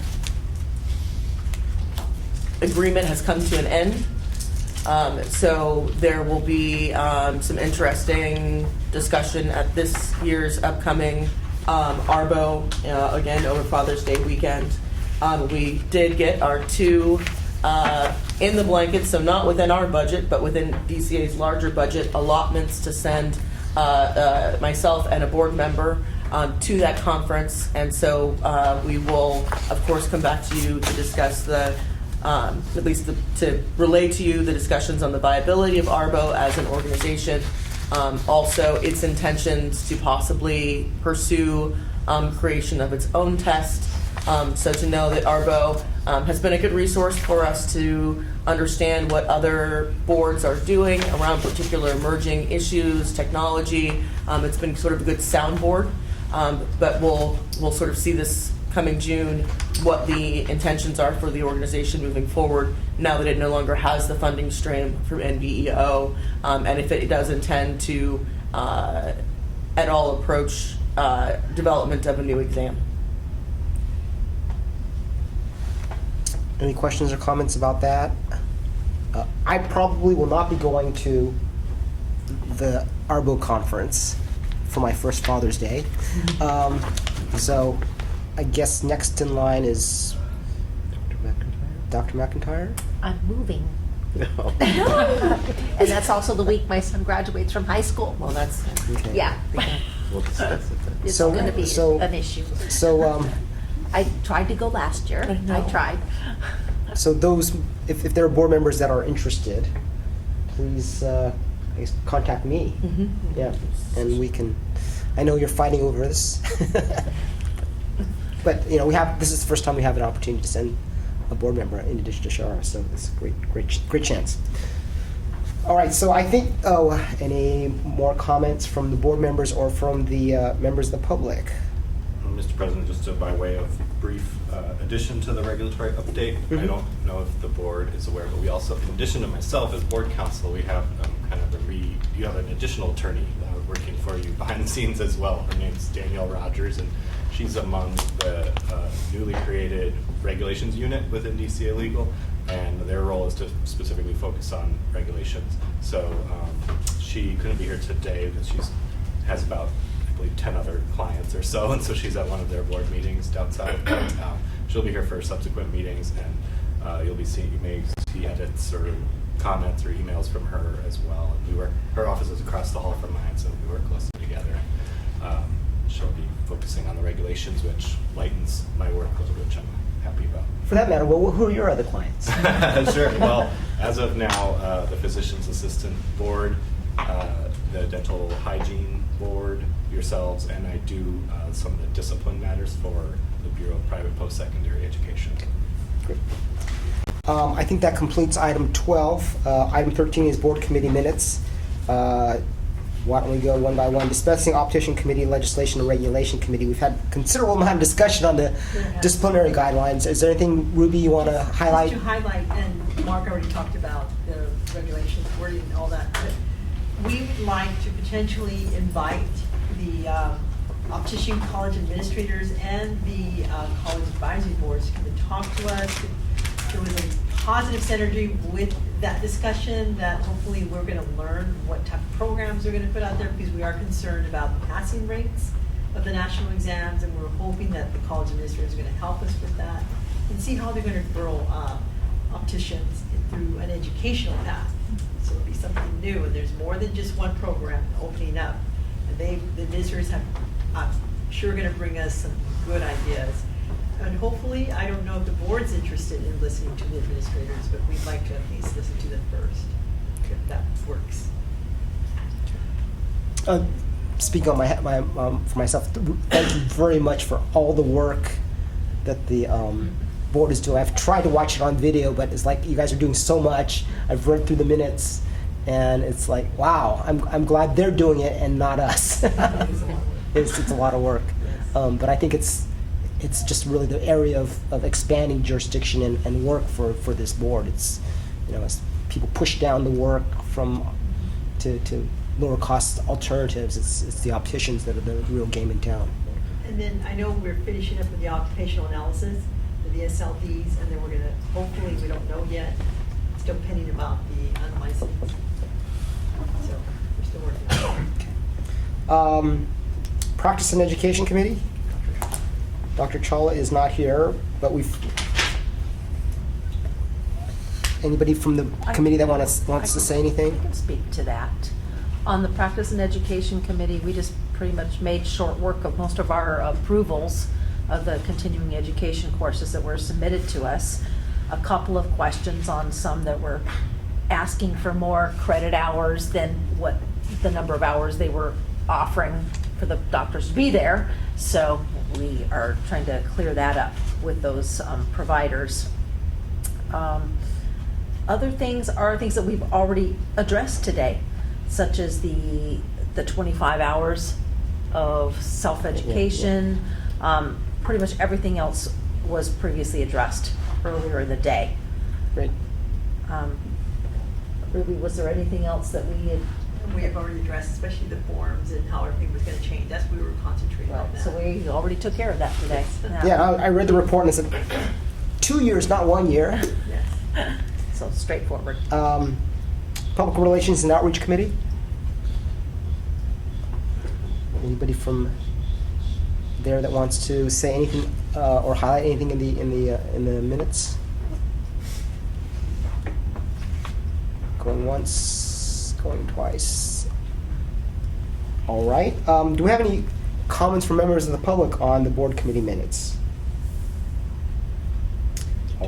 Ledge Reg. Did you do Ledge Reg? We didn't do Ledge Reg. You checked it off though. I did? Well, we Oh. basically yeah. talked about everything already. Okay, yeah. Although I would like to point something out in the minutes from the Ledge Reg. Somehow I was quoted as having asked a question at that meeting. I was not present at that meeting. Well, that's a big issue. Thank you. On page 166, Dr. McIntyre asked a question, but she wasn't there. How do you feel about that? Amazing. I'm not liking this. You are. Words in my mouth. No, not something we want to do. Any public comment on the board committee minutes? Hearing none, no vote is required. Staff, have I completed all the items other than 14 and 15 on the agenda? We have done so, yes. Okay. Item 14, future agenda items. Any suggestions other than the suggestions we've all heard during the course of the meeting? Please feel free to reiterate. Well, I can't remember them. I know you took copious Taking notes. Mark? Yes, sir. Geez, I missed this and I wanted to bring it up.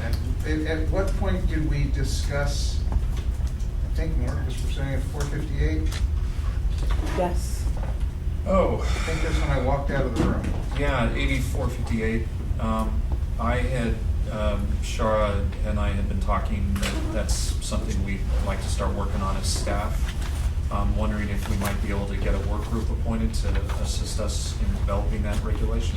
Yeah, there was, I had stepped out of the room, and one thing I wanted to bring up with that, with the who knows what that's going to happen with the coronavirus, I think it's really important that we get, if it's going to take a long time to get regulations, how can we make it so that folks who can't go out of their house or don't want to go out of their house or afraid to go out of their house can still receive care by an optometrist who's willing to come to their house and provide care. And, you know, let's say all hell breaks loose in the next 3 or 4 months and we still don't have any regs in place.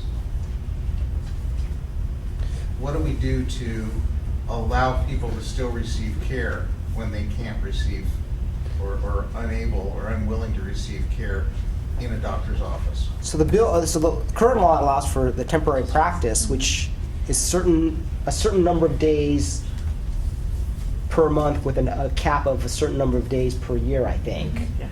Right. Are you talking about in the context of? In the context of going to maybe- somebody's house, though, having a certificate, giving them, you know, all the things that are in 458. Okay, you're talking about in the context of developing 458, we want to make sure we include provisions for, Well, like, if there's a yeah, coronavirus ban or something or like how that. do we address something? Okay. Right now, if, you know, Mark decides he's gonna lock himself in his house until the end of the year, but he lost his contact lenses. Could I go to Mark's house and provide vision care services without an issue? Yes. Yes, through temporary But I've still practice. gotta do it through, I still can't do that for more than 30 patients over the course of a year. No, it's per, what is, it's in the law. You can do it But for I more think- than 30 patients. It's not more than X percentage of the practice. No, there's a number. There's a number. Yeah, there are two numbers. Will's going to bring up the exact numbers for us within the temporary practice. It's not very my only generous. concern is that, you know, if let's say it goes over, say the number's 30, say it's 40, and there's a big clamor for people that want to have vision care provided in their home, and only a couple of ODs are willing to do it. And those ODs, well, I've used up my 30, sorry, can't do anything for you. I mean, I don't think it's going to come to that point, but if it did, I wouldn't want us delaying a regulation, having to make a regulation to prevent people from receiving care.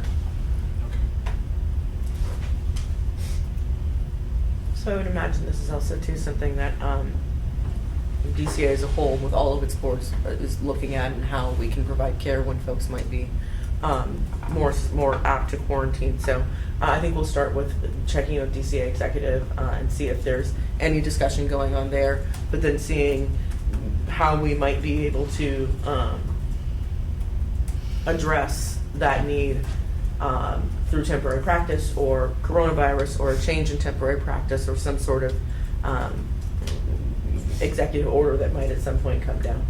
You know, I don't want to get too far afield on a non-noticed agenda item, but I've always thought that there needs to be more public outreach or knowledge in the profession about the temporary practice provision, because if someone's the statement, oh, I can't go to someone's home because it's prohibited by law, that's incorrect. Mm-hmm. There is leeway, but I'm not sure very many optometrists know that. So I mean, it could be something on a website. I don't know. I'm just kind of thinking. Perhaps the president's message. Perhaps a president's message. For what it's worth, I have the temporary practice section of the BMP code. It states here that the temporary practice is defined as the practice of optometry at locations other than the principal place of practice for not more than 5 calendar days during a 30-day period and not more than 36 days within a calendar year. Okay, so for future board discussions, for future meetings, it's sort of in line with this, I'd like to bring up the topic of requiring, there's already a requirement in statute that optometer and regulations, optometrists have to have a bloodborne pathogen infection control guideline, and I think we should expand that to an infection control guideline, period, not just bloodborne. And I think we should just have a discussion about how optometrists should be updating that, so the optometrists and the optometrist staff and the opticians and the optician staff are taking all proper precautions to protect themselves and to protect the public.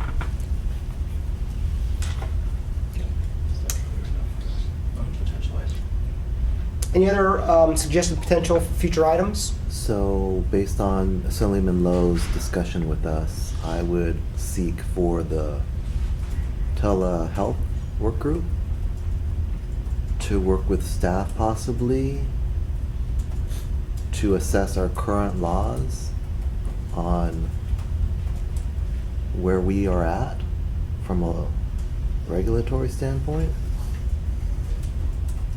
In regards to infection control? Nope. Telehealth. Telehealth. Does the association have any thoughts on telehealth that they want to Sure. give us suggestions on? I think we would be happy to participate in a work group, though. I think that makes more sense than using your time right now. Yeah. We're open to ideas. Great. We will certainly reach out to invite you to this meeting. Any other possible future agenda items? Okay, hearing none, let's move to the last item, which is adjournment. I hear no objection to adjournment, so the meeting is adjourned.